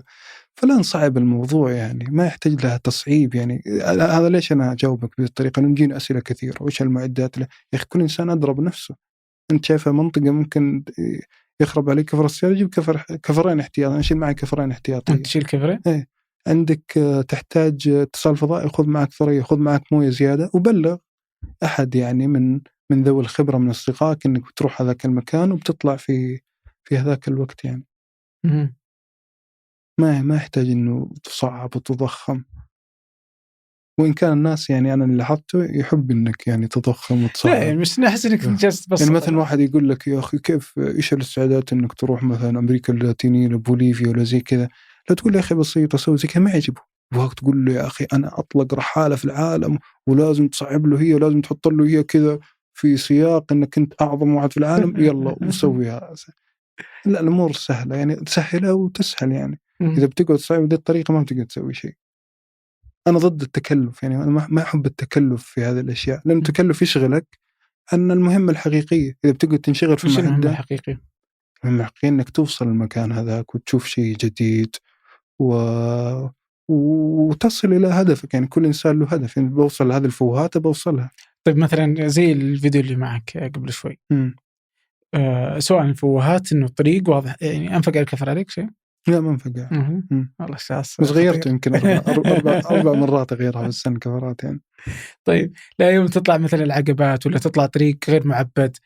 يعني أنا شفت مرة مقطع الناس كذا اللي كيف يطلع معهم برضو شاصات بس كذا اللي السيارة والله إنها ما أدري شلون شكلها لها حلقة سبونسر هذه. شوف ما عليك يا رجال. بس أنت فاهم علي؟ إيه فاهم. يعني صدق إن أنا أخاف وأنا جالس أتفرج على الفيديو. فلا تقول لي إنك أنت خواف ولا تقول لي إنك أنت شجاع لدرجة إنه هذا المشهد اللي ربما إنه السيارة وهي طالعة يعني لم أتحداه يعني ممكن تطيح يعني ما بالك له يعني هو مكان واحد صح؟ طب لو جاء 2 واحد يبغى يطلع واحد ينزل فيعني إلا ما تكون سيارة يعني مشهد مخيف والله. والله شوف، أنا قد صارت وقد انقلبت علي سيارة سواء داخل المملكة أو خارجها، يعني قد جربت هذه الأشياء. طيب. لكن هذه الأشياء لا تصير عقدة. وبالنسبة للأشياء خذها تدريجيا، يعني أنا ما أطالب، يعني شفت المنظر اللي وريتك إياه يعني أنا ما أطالب أحد أقول له روح هذا المكان، حتى اللي يسألني مثلا عن مكانها أقول له يعني أحاول أعرف استعداداته وأشوف وين أقدر، ما ودي أوصف له مكان ويروح يعني في مهلكة. لكن شوي شوي خلاص الواحد يتعلم، مستحيل إنك أنت فجأة تقدر تسوي هذا الشيء. شوي شوي تتعلم، شوي شوي تتعلم، خلاص لين تصير يعني قيادة السيارة في هذه الأماكن زي ما بيقولوا يعني second nature، يعني ما تفكر وأنت تسويها. تبدأ طبعا أنت على أشياء صغيرة. أنا أذكر أول ما شريت سيارة كنت أجرب يعني أشوف طلعات صغيرة كذا أطلعها، أبى أختبر السيارة، بعرف قدراتها، إلين يعني خلاص تصير كأنها جزء من جسدك يعني، وتبدأ يعني تعلم وتأخذ احتياطاتك. وأنا ضد إنه الإنسان يعني يغامر ويعرض نفسه للخطر وكذا، لكن في يعني في حدود المعقول. طيب وغير كذا شفت المقطع ذاك وأنا أسوق يعني ما كنت أحس هذا الشيء. يوم شفت المقطع أنا تركت الدرون تصورني كذا وتلحقني وشوف السيارة وش يصير فيها كذا، يعني أشفقت على نفسي يعني. المقطع يعني أذكر مرة رحت بني مالك داير، ويعني صدق ترى يعني كانت يعني يمكن هذيك أقل يعني مكان عادي بالنسبة للناس، ما بالضرورة أنه صعب الوصول إليه. نفس الوضع، لكنها نفس الوضع. أول ما جيت أجرب هذه الأشياء كانت صعبة، لكن الحين خلاص يعني صارت عادية يعني. إلى درجة يعني مع كثر الممارسة يعني خلاص الحمد لله. ما حتى بعض المناطق يقول إحنا ما نسوق، يعني ندور سواق من عندنا يطلعنا. لكن خلاص تعودت يعني فيها. وربما يعني هذه المهارات الجانبية، مهارة إنك توصل مكان تأخذ احتياطاتك يعني بعد توفيق الله، هذه كلها أهم ترى من التصوير. الناس يشوف الصورة يتوقع أنها صورة، ترى الصورة هي المرحلة الأخيرة، يعني هي مرحلة كلمة الختام يعني تضغط ضوء الصورة. لكن المهارة هي في الوصول إلى هذه الأماكن، في الاستعداد لها، في التواصل مع الناس. يبقى التصوير هو آخر شيء يعني. كيف أنت تقول أن السفر إلى مثل هذه الأماكن أنها تعلم كيف أنت تتعامل مع الناس؟ كيف وجدت الناس؟ كيف وجدت التعامل مع الناس؟ بدأ هذا الشيء بدأ التعامل مع الناس يعني في الخارج كان أصعب. يعني أنت تروح الأمازون، تروح التبت، ناس ما يتكلموا حتى السعودية ما يعرفوها، ما يعرفوا العرب والله. يعني رحت بعض المناطق في التبت هناك أقول لهم وين عارفين، أقول لهم أنا من السعودية، يقول لي where is it from Africa، يعني هذا الدليل السياحي اللي فاهم عندهم. يقول لي فينها عن أفريقيا يعني. فناس يعني ما يعرفوا ثقافتك ولا يعرفوا ولا شيء، وتضطر تتكلم مع ناس في الشارع، تضطر تستخدم يعني التواصل غير اللفظي. فالحمد لله يعني تجربة كبيرة حول العالم، يعني الصين، التبت، أمريكا اللاتينية، لفيت يعني الأماكن اللي موصومة غير سياحية في العالم يعني رحتها وتواصلت مع الناس. شوي شوي يصير عندك جرأة يعني في التواصل مع الناس. ثم ينتقل هذا الشيء في التجربة المحلية أيضا، إنك كيف تتواصل مع الناس. وربما يعني هذه أهم مهارة يحتاج الواحد إنه يعني يمتلكها بعد فضل الله، حتى إنه يستطيع إنه يعني يستطيع أن يصل إلى أشياء يبحث عنها. يعني بعض هذه المناطق اللي أصور فيها ناس يعني ما أقدر أروح يعني أصور بدون إذنهم أو أدخل. هذا لولا مساعدتهم يمكن ما قدرت توصل، يعني لولا إذنهم ما قدرت يعني تطلع ممكن هذا الجبل وتصور فيه. تستأذنهم يعني قبل التصوير إيش تقول يعني؟ كل حالة تختلف. إذا رفضوا؟ في الغالب لا، وإذا رفضوا فالخطأ مني يعني في طريقة يعني كذا. لكن أنا واضح يعني في أسلوبي، فما يعني ما صار تجيني حالات رفض. في البداية ممكن في بداية الناس تقول وش تبغى تصور؟ قول لي بصور يعني.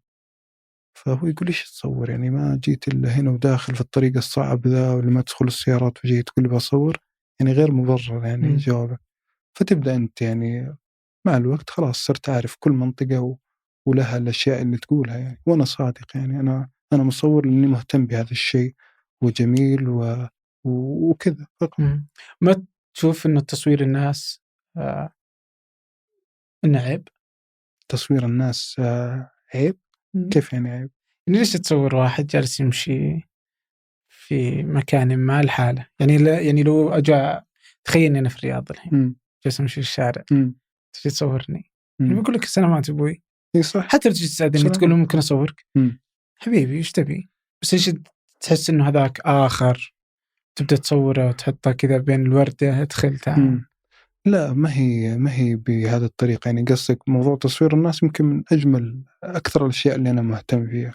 مجرد صورت يعني ناس في كل المملكة يعني، وأكثر الصور اللي صورت ترى ما أنشرها، يعني ما أنشر إلا شيء بسيط مرة.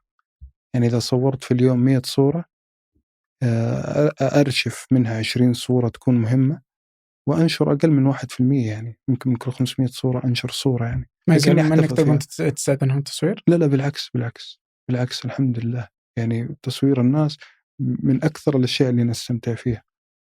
وغالبا أنت ما بتلقى أي صورة اللي واحد مصوره على غفلة ولا شيء، كلها إني أستأذن الناس ليش بتصورني.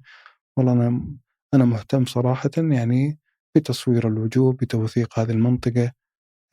عجبني والله إشماغك، وعجبني إنك واقف معك الإبل، أبغى أصور هذا الشيء.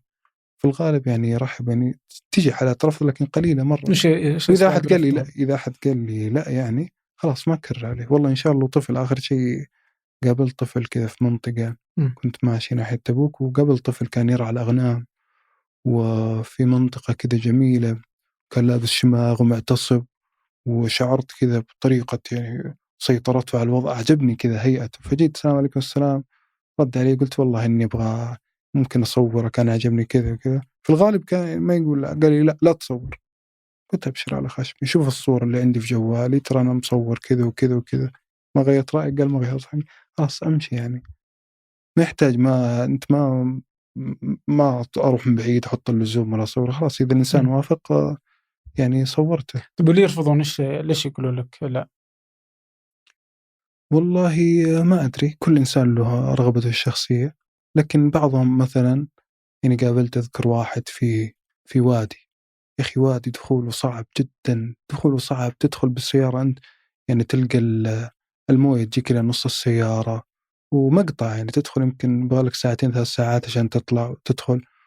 وهذا كان أظنه كان يحط بعض حلاله كذا في وادي ويتركهم يتكاثر ولا أحد يجيهم. فقابلته يعني على الطريق، فشفت هيئته وكذا وقوته وطريقة وسيارته اللي داخلها ومنظر الوادي. طلبت إني أصوره، قال لي لا والله أنا ما أحب التصوير. قلت والله أنا صراحة عجبني هذا المنظر، ودي أصورك أنت والسيارة والحلال وكذا. فقال طيب ما تنشر؟ قلت خلاص ننشرها. صورها واحتفظ فيها ولا نشرتها. قلت له بنشرها بعد 10 سنوات. قال لي 10 سنوات ما مشكلة، ما عندي مشكلة. إن بعض الناس يعني أسير اللحظة الراهنة. يعني وانت طفل لو واحد يصورك صورة ما تعجبك يعني ممكن تخجل منها، لكن بعد 10 سنوات عندك عادي. صح ولا لا؟ فهذا اللي يصير معي يعني. وفي الغالب يعني يعني يجوك الناس يقول تعال صور. يعني خلاص إذا صورت مرة مرتين وثقوا فيك، وثقوا في طرحك، اقتنعوا بفكرتك، هم ينادونك يعني. طب وكيف؟ أنا ما يمر علي الحين يمكن أسبوع اللي واحد يكلم تعال عندنا مثلا، يعني عندنا سباق إبل مثلا كذا تعال صور، عندنا حفل زواج تعال صور، عندنا كذا تعال صور. وأنا يعني مهتم بهذه الأشياء. وتصير طبعا مواقف محرجة وتصير أشياء زي كذا، لكن كلها جميلة يعني. محرج زي يعني محرج، أنا مهتم بتصوير الأفراح يعني في المناطق يعني غير المدن، لأنه تجد فيها ألعاب شعبية، تجد الناس جايين مستعدين وبالملابس يعني جاهزين. ما في أغلب الناس يعني سعيدين بالتصوير. أيضا تجد طبقة كبار السن. أنا شفت كبير في السن في الشارع صعب إني أوقفه وأقول بصورك أو كذا، أو إني أخليه ينتظر. لكن في الأفراح هم جايين وجاهزين فأصور. فشغال فترة كثيرة يعني أصور أفراح في الشمال، في الجنوب، في أكثر الأماكن يعني. كل ما عرفت صديق لي من قرية كان يقول لي إذا صار عندكم فرح أو حفل عرس علمني، كلمني. ويكلموك بعد 2 بعد 3 شهور.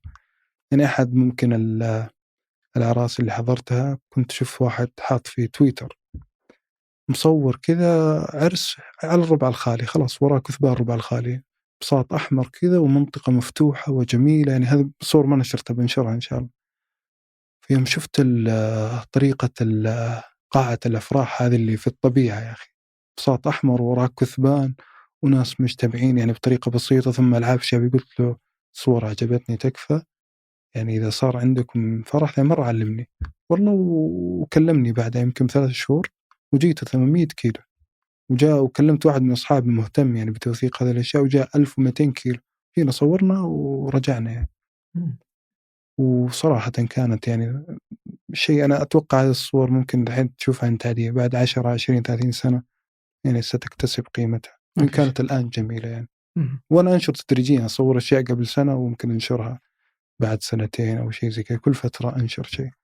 لكن واحد من المواقف المحرجة إنه واحد علمني قال تعال عندنا مثلا عرس نباك يعني تصوره، وأنت قاعد تقدم لهم خدمة، قاعد معي كاميرات احترافية أسعارها غالية جدا وعدسات احترافية، أنت قاعد تصور لهم بلاش، المصورين يجون يعني بقيمة وقدرها. وأنا بالنسبة لي أقول لهم إني أنا الصور اللي تعجبني ترى بحتفظ فيها، بنشرها في الانستغرام، اللي أشوفها تمثل يعني مظهر ثقافي أو شيء أنا بحتفظ فيها. ممكن بعد فترة أسوي كتاب ممكن كذا، فيرحب بهذه الفكرة.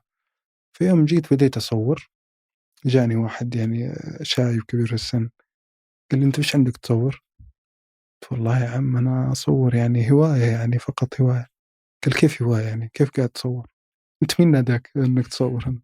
أنا مع يعني كذا شفت اللي ارتبكت كذا، قلت والله نسيت اسمه حتى اللي ناداني يعني. قال لي علمني مين اللي قال لك تجي؟ قلت له هذا، فتحت صورته كذا ووريته، قلت هذا. قال لي هذا ولد أخوي هذا، وقال لك شيء اتفق معك على شيء؟ قلت له ما قال لي شيء بس أنا أصور كذا. قال ما أعطاك شيء؟ ما اتفق معك على مبلغ؟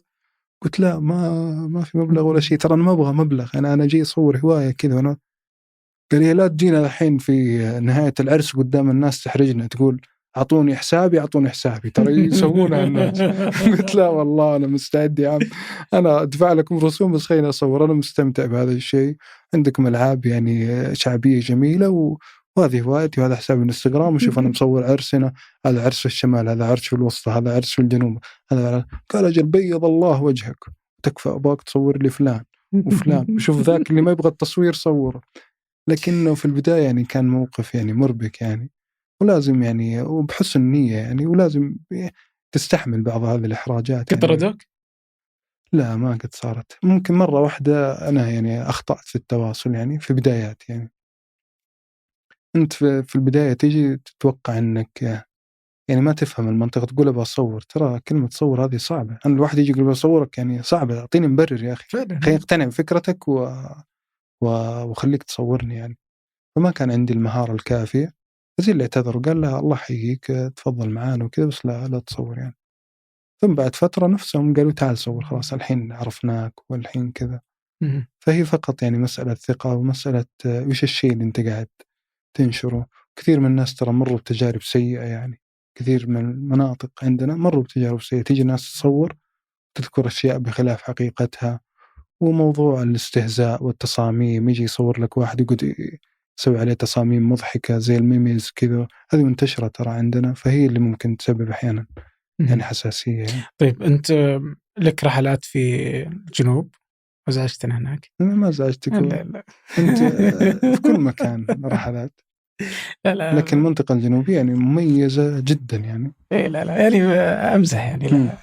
لكن ترى حتى الجنوب أنت تقول الجنوب الحين نفس الغلط حق الأوروبيين، أفريقيا ميدل إيست، ترى الجنوب عندنا مرة كبير ومختلف ومتنوع بشكل يعني كبير جدا جدا جدا. الجنوب ليس كتلة واحد. أنا الحين لو أسألك أين يبدأ الجنوب وين ينتهي، ما ترى ما بنوصل لإجابة يعني.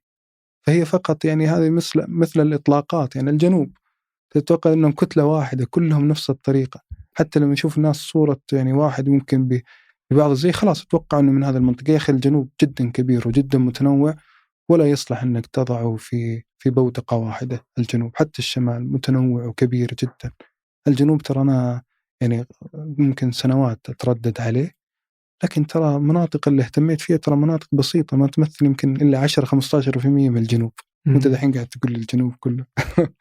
انت بتصعب علي الاسئله. ما صعب عليك الاسئله، لكن لا ادري. انا اخوي مثلا يزعل اذا قال احد انه الجنوب. يقولون ماني من الجنوب، يعني حدد وين تقصد عشان نتكلم. اي طيب بس يعني فأفهمك. وتروح اي صح يعني انت لما في البدايه لما تكون من بعيد تشوف انه هذه الاشياء كتله واحده. انا اقول لك اروح امريكا اللاتينيه ينظرون لنا كلنا كتله واحده، انت واللي من باكستان ومن افغانستان ومن سوريا وكذا. انا هذا الشيء لاحظت لما اجي اخذ تاشيرات يعقدون، يقول لي انت فروم ذا ميدل ايست، انت تاخذ تاشيرتك شهر. هذا كنت بروح الباراغواي، فقول لي يا ابن حلال يعني انا معي بطاقه عمل وانا يعني ابى اوصل الفكره انا من دول الخليج، يعني من دول مستقره. قال احنا ميدل ايست هذا يعني تصنيف واحد. فهذا نفس الشيء اللي يصير معنا يا اخي. الشمال جدا متنوع، الوسطى جدا متنوع، الجنوب جدا متنوع وكبير ومختلف بشكل لا تتصوره. كل ما تقضي وقت هناك تدرك يعني حجم الاختلاف، وهذا الاختلاف يعني الحمد لله جميل، وهو اللي يكسب يعني قوة ثقافية للبلد يعني. ما في شك. بس كنت بسألك، أنا ما أحب هذه اللي يسموها هذه البرادايم والإطلاقات وهذه الأشياء. يعني مزعجة، لأن هي اللي تشوش الصورة، ترى هي اللي تشوش الصورة عند الناس. وتبدأ يعني إذا قال لك أنت شمالي خلاص يعطيك معها يعني حزمة من التصورات والأوصاف والصقاع عشان يعرف يتعامل معك. نفس الوضع. نقدر نقول على الجنوب في شيء يتقاطعون فيه ولا لا؟ السعودية كلها تقاطع، كلنا عرب يعني نتقاطع في بعض الأشياء، لكن كل منطقة لها يعني فيها اختلافات يعني كبيرة يعني، واختلافات جميلة وتميزها عن كل مكان يعني. لكن اللي من بعيد يتوقع أنها كتلة واحدة. وأنا كنت يعني قبل ما أتعمق يعني في داخل المملكة كنت أتوقع المملكة كلها كتلة واحدة يعني. شوي شوي تبدأ تعرف يعني، إلى درجة يعني أنا كيف طريقة يعني إني أمشي كذا بالسيارة، أطلع أكون راح الشمال الجنوب الوسط أي مكان، شوف قرية كذا يمين أدخل أروح فيها شو إيش فيها، ألاقي طريق صعب أروح أمشي فيها عقبات جبال وأروح. وهذه طريقة يعني في تجربة، ما أروح على مكان مو لازم يكون مكان معروف. فهذا اللي يصنع تجربة، تجد أشياء يعني جميلة جدا. وفي أشياء يعني ما ودك تتحدث عنها تفسدها يا أخي، لكن في أشياء كذا تمر عليها تحس أنها تولع لمبة كذا، تحس أنها تربطك بشيء، بسؤال أنت كنت تبحث عنه يعني. خليني هذه ممكن أعطيك عليها أمثلة. خليني أعطيك 3 أمثلة. أذكر مرة كنت أصور واحد راعي إبل كذا، منطقة فيها اهتمام بالإبل والأطفال كذا يهتمون بالإبل وفيها اهتمام يعني جميل بالإبل. حتى أني كنت أسأل الشباب الصغار وش شجع من فريقك، يقول ما نشجع ولا شيء. تخيل يعني يقول حنا ما نشجع إلا هذه الأشياء يعني. فبدأت على هذا الموضوع أشتغل عليه وأصور وأهتم فيه. فواحد فيهم قال لي يعني أنا أنتظرهم حتى يركب على الإبل ويبدأ يتسابق ويصير في منظر جميل وأبدأ أصور. واحد كان يقول لي تعال صورني وأنا أسوي شداد على الإبل، وأنا أحط الشداد على الإبل. وكان حريص إني أصوره وهو يسوي هذا الشيء. صورته يعني. بعدين كنت أقرأ في كتاب يعني عن تطوير الشداد هذا في الإبل، كيف إنه هذا من أهم المنجزات الحضارية للعرب في جزيرة العرب. إنه بعد الإبل كانت يعني طرائد للصيد، ما كانت مستأنسة. حتى في رسوم الصخرية يجيبوها كأنها صيد يلحقونها يعني. ثم بدأت تستخدم للأكل ويعني وشرب حليبة. ثم بدأت تستأنس. ثم بدأت يعني يطور عليها الشداد. ويوم طور الشداد تطور عليها الشداد يعني تغيرت موازين القوة يعني في المنطقة. صار هؤلاء أصحاب المناطق يقدر يقطع مناطق يعني طويلة في الصحراء فيها. فمنجز حضاري يعني الشداد والإبل. لما أشوف واحد صغير إلى الآن يعني شوف بعد آلاف السنين وأشوفه يفتخر إنه يسوي الشداد، أنا يعني كأنه يعني يربطني بشيء كذا يعني له عمق في التاريخ. فهذا الشيء أنا يعجبني ويشدني كثير. وأذكر مريت على يعني هذا أمر ثاني. مريت على قرية ولهم مورد ماء يعني ينزل من الجبل، من فوق الجبل كذا، ما يشوفون كيف المورد لكنهم يشربون. القرية هذه ما عندهم مياه، فهم موردهم من الماء هذا، حتى يسمونه تحلية يعني. وأنا أقول أتوقع أنه يمكن جيتهم ماسورة خدمة من التحلية، قال لا احنا نسميه تحلية إنه أفضل من التحلية يعني اللي يجي. كان معي طيارة درون وصورت مورد الماء هذا وانتشرت الصور. قعدت بعدها يعني سنوات وأهل المنطقة يعرفوني بهذا الشيء. هذا اللي صور المورد هذا حق الماء يعني بين لي شدة ارتباطهم بالماء بمورد الماء. وترجع أنت للتراث العربي وتشوف كيف موارد المياه هذه كانت حدود بين القبائل ومحلات نزاع. ويوريك كيف أهميته. تجي عند جيل جديد في هذا العصر وتجد عنده الاهتمام بمورد الماء. يعني هذا كأنه يرجعك إلى جذورك، إلى أشياء قديمة جدا. يعني شوف، هذا كلمتك على الشداد، دحين مورد الماء.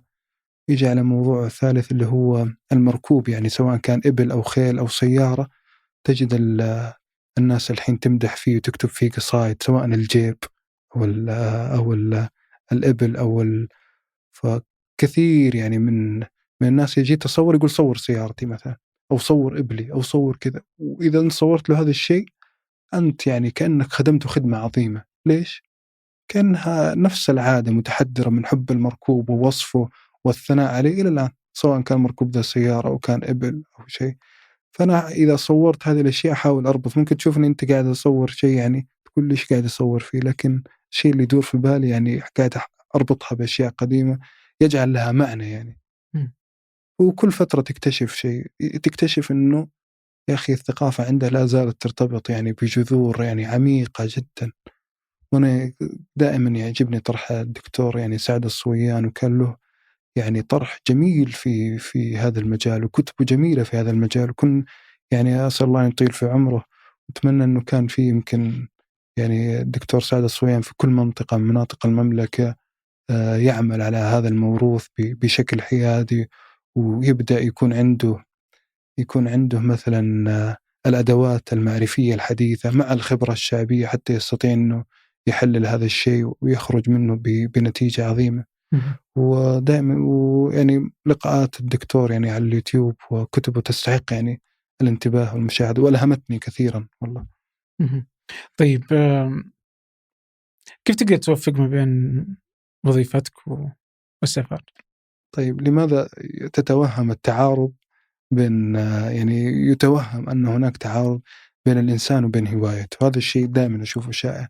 يعني الناس تشوف مثلا تصويرك ممتاز، يقول لك يا أخي ليش أنت شغال، روح خلاص خليك مصور يعني، فهم؟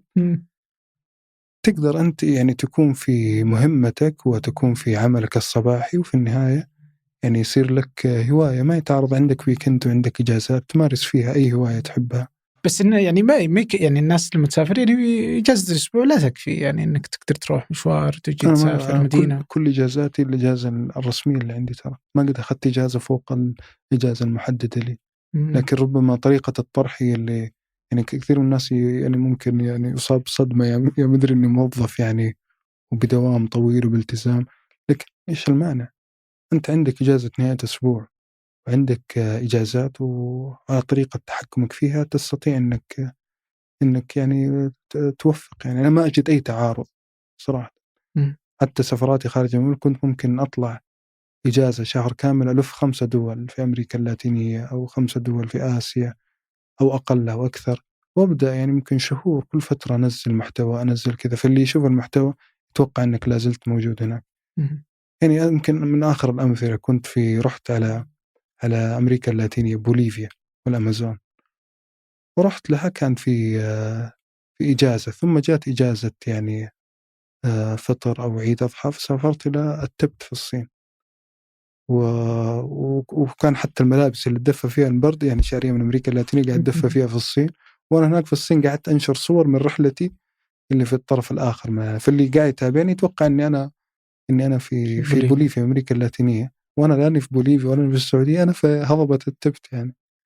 فربما هذا التصور وطريقة النشر توهم الناس إنك أنت يعني إنك أنت متفرغ لأشياء. أنا ما أنا متفرغ. أنا إذا جاء الويكند يعني إجازة نهاية الأسبوع ربما يكون مجهد علي أكثر من أي شيء ثاني. أوكي. بس أتصور إنك أنت توهم الناس، يعني أحس إني لو سألتك حتى إنك تسافر بدون تخطيط. إيه أحيانا. لأني أتوقع إنك أنت تهلك محركات البحث بحثا يعني، لا والكتب قراءة قبل إنك تروح لأي مكان. على حسب. أنا واجب لك شاهد حي. واحد من الشباب رسلت له أسماء 3 دول، قلت له رد علي، أنا محتار بروح واحدة من هذه الدول. أعطيته 3 عواصم ورد علي بعاصمة، وثاني يوم رسلت له قلت له وصلت، يعطيك العافية يعني فيها. لا بس أتذكر وش هو اسمه بلانت الأزرق اللي هو وما ودي أقول أنيمال بلانت يعني نسيت اسمه. ناسي والله وش اسمه. يعني هي مجلدات. هي عارفها شفتها. وإنها أنت تملكها كامل؟ لا والله ما أملكها، وجربت يعني استخدمت بعضها. كنت أقرأ المقدمات فقط، أقرأ المقدمات لأن تذكر لك بعض الأشياء، المناخ، الجو، هذه الأشياء. أما أنا ضد يعني هذا اللي يقول لك روح المطعم الفلاني، روح أسكن هنا. أنا هذا الشيء يزعجني أصلا، إني واحد يملي علي فين أروح وفين أجي. ما أملي عليك، بس أنا أقول لك ترى جيت الرياض، أنا بقول لك وين تروح. روح وادي حنيفة، روح طويق، روح حافة العالم، روح مدري شلون. عندك هذا المقهى، عندك هذه المطاعم، هذه المطاعم يجب أنك تجربها. هذه الأماكن السياحية روح تفرج فيها. يمديك تشوف هذه الأماكن المهمة. عندك تروح الملز، تروح المقبرة، يعني كذا. أنا بعلمك وين تروح. بس تخيل أنك تجي الرياض وبعدين ما يعني تشوف حاجتين وما كفاك الوقت، أو بحثك لم يعني شوف ما خليك تكتشف هذه الأماكن كلها. أنا ضد البحث. لو عندي وقت كان بحثت عن كل شيء أروح، بس إني ما أجد وقت الحين أبحث. لأني أشوف إنك يعني بعض الكتابات ما أدري وين أشوف في تويتر، حتى أحيانا في إنستغرام يعني. بس إنك كذا أنت يعني لا تخطط لي فيك، يعني كذا كأنك تروج، لا تخطط لرحلتك تماما. الناس الشركات السياحية اللي توديك هذه انتبه منها. لا ما أنا ما وصلت يعني كذا أنت إحساساتك بس هذه هو إحساس ما مشكلة، بس هذا الإحساس يجيني منك. ممكن كويس إنه جاء هذا اللقاء عشان يعني نوضح إنه هذا الإحساس ربما غير صحيح يعني البرامج السياحية إنك ما تحبذها. لا مو ما أحبذها ولا عندي شيء، بس إني يا أخي الناس صعب الأمور، سهل الأمور يا أخي وتمشي. سهل الأمور تمشي وتصير تجربتك أحلى. يعني في عندك يعني دائما مثل جميل يجبني، يقول لك يعني الرحلة أهم من الوجهة. يعني أنا مثلا حاط وجهتي إني أوصل البلدة الفلانية، لكن في الطريق لقيت بلدة يعني أجمل وعجبني فيها أشياء ولقيت فيه مواضيع تعجبني أكثر، كنسل الرحلة. وقد سويتها، يعني أركب قطار وأنزل منه، أركب باص يعني في السفر بين دولتين يوصل في منطقة وأنزل منها، ثم أدبر نفسي وأروح مكان ثاني. وكنت مثلا سويتها في كوريا الجنوبية، أروح محطة القطار، شوف الخريطة، أختار أبعد مكان كذا أروح وأنا ولا أعرف إيش اللي فيه. هذا الشيء يعطيني متعة. يعني إحنا ترى عايشين في حياة مدنية مقيدة بأمور كثير. عقارب الساعة هذه تحسها كأنها تضربك كذا، تجلدك على ظهرك. أنا أبغى أعطي نفسي هذه، يعني شفت اللي يعني في الجزء البري منك تغذيه بهذه الطريقة، إنك تروح بدون أي قيود يعني.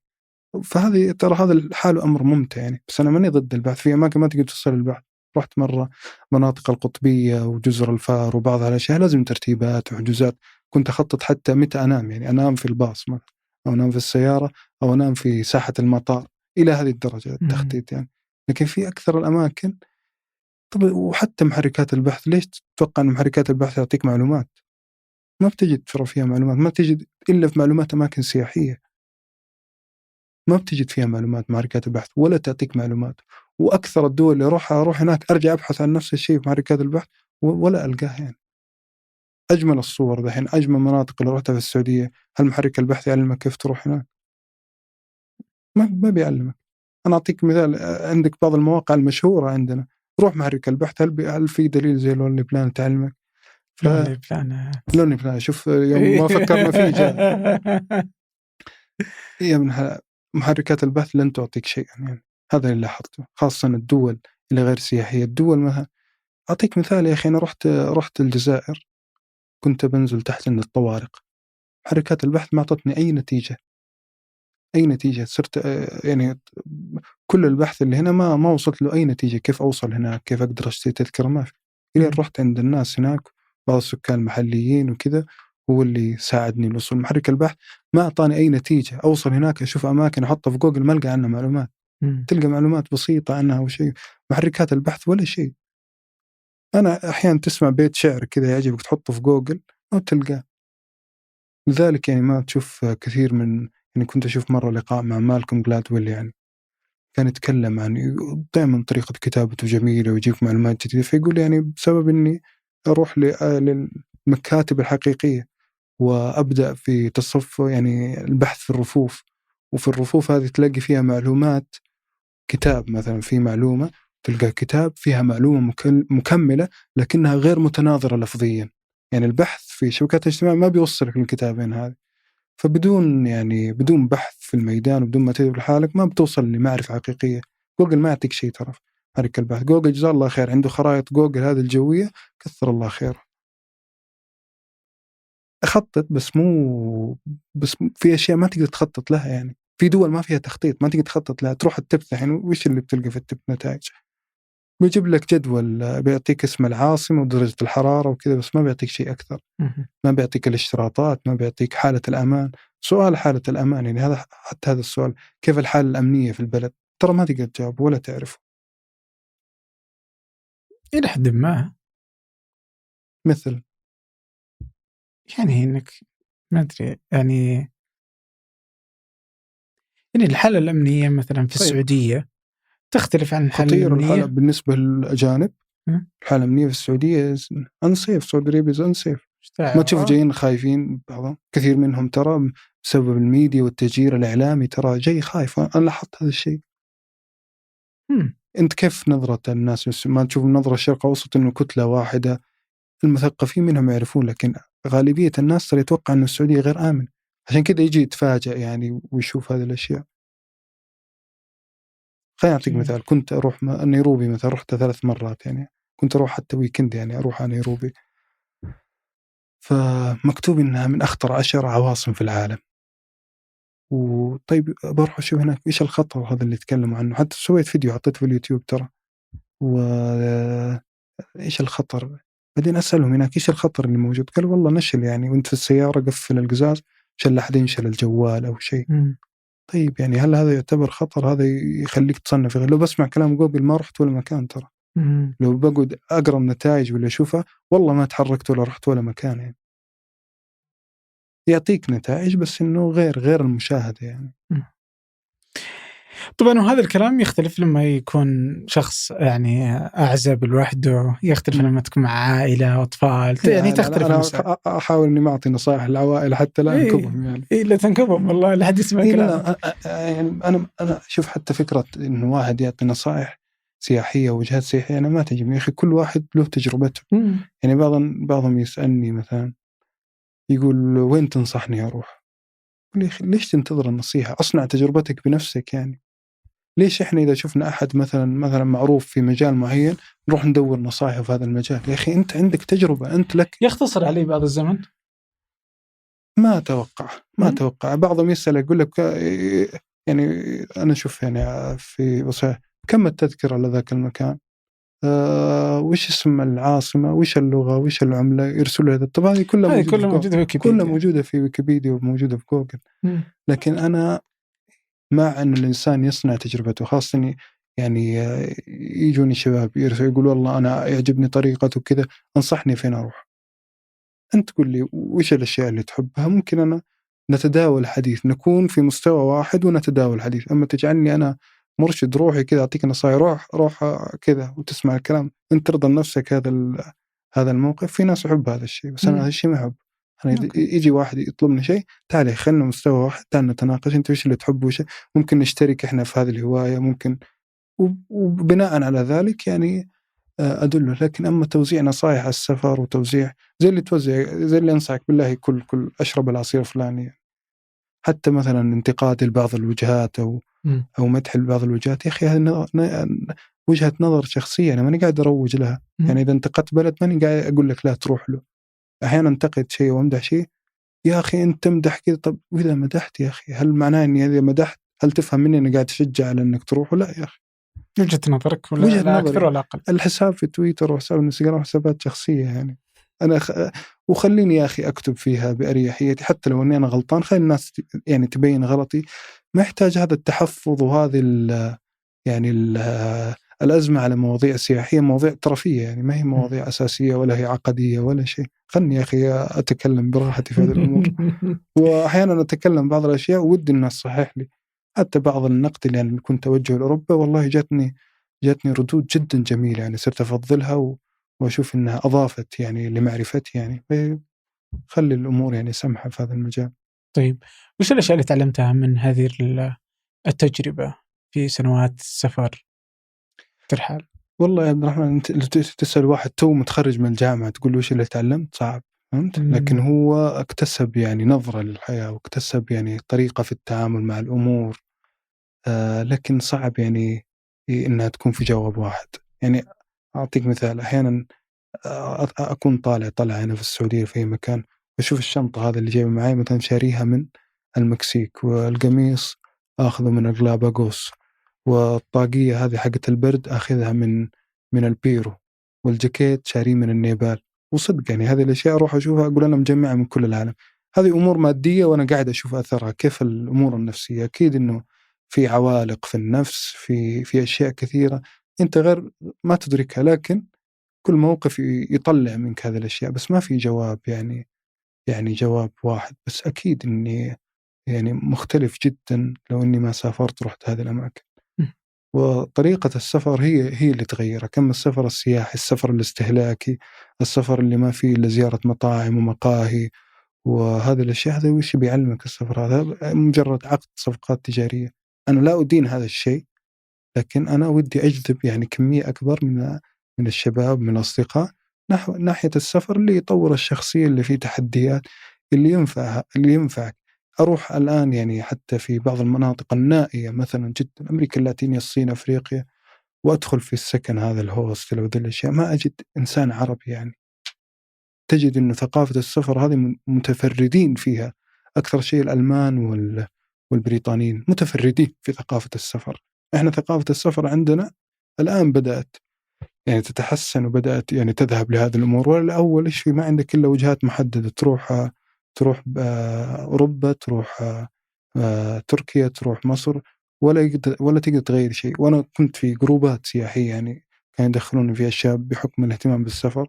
فشوف يعني الرسائل اللي تجي تجيب لي مغص، يعني بعضهم قائمة الأمور التي تحتاج أن تأخذها معك في السفر. إلى واحد كان راح فرنسا وحاط قائمة، والله حاط جبن كرافت.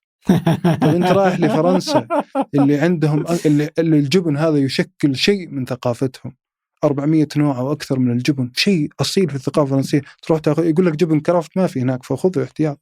والله بعضهم يوصي إنك تأخذ معك كاتشب أو شطة. فتشوف يا أخي إيش السياحة الاستهلاكية، إيش الابتذال هذا؟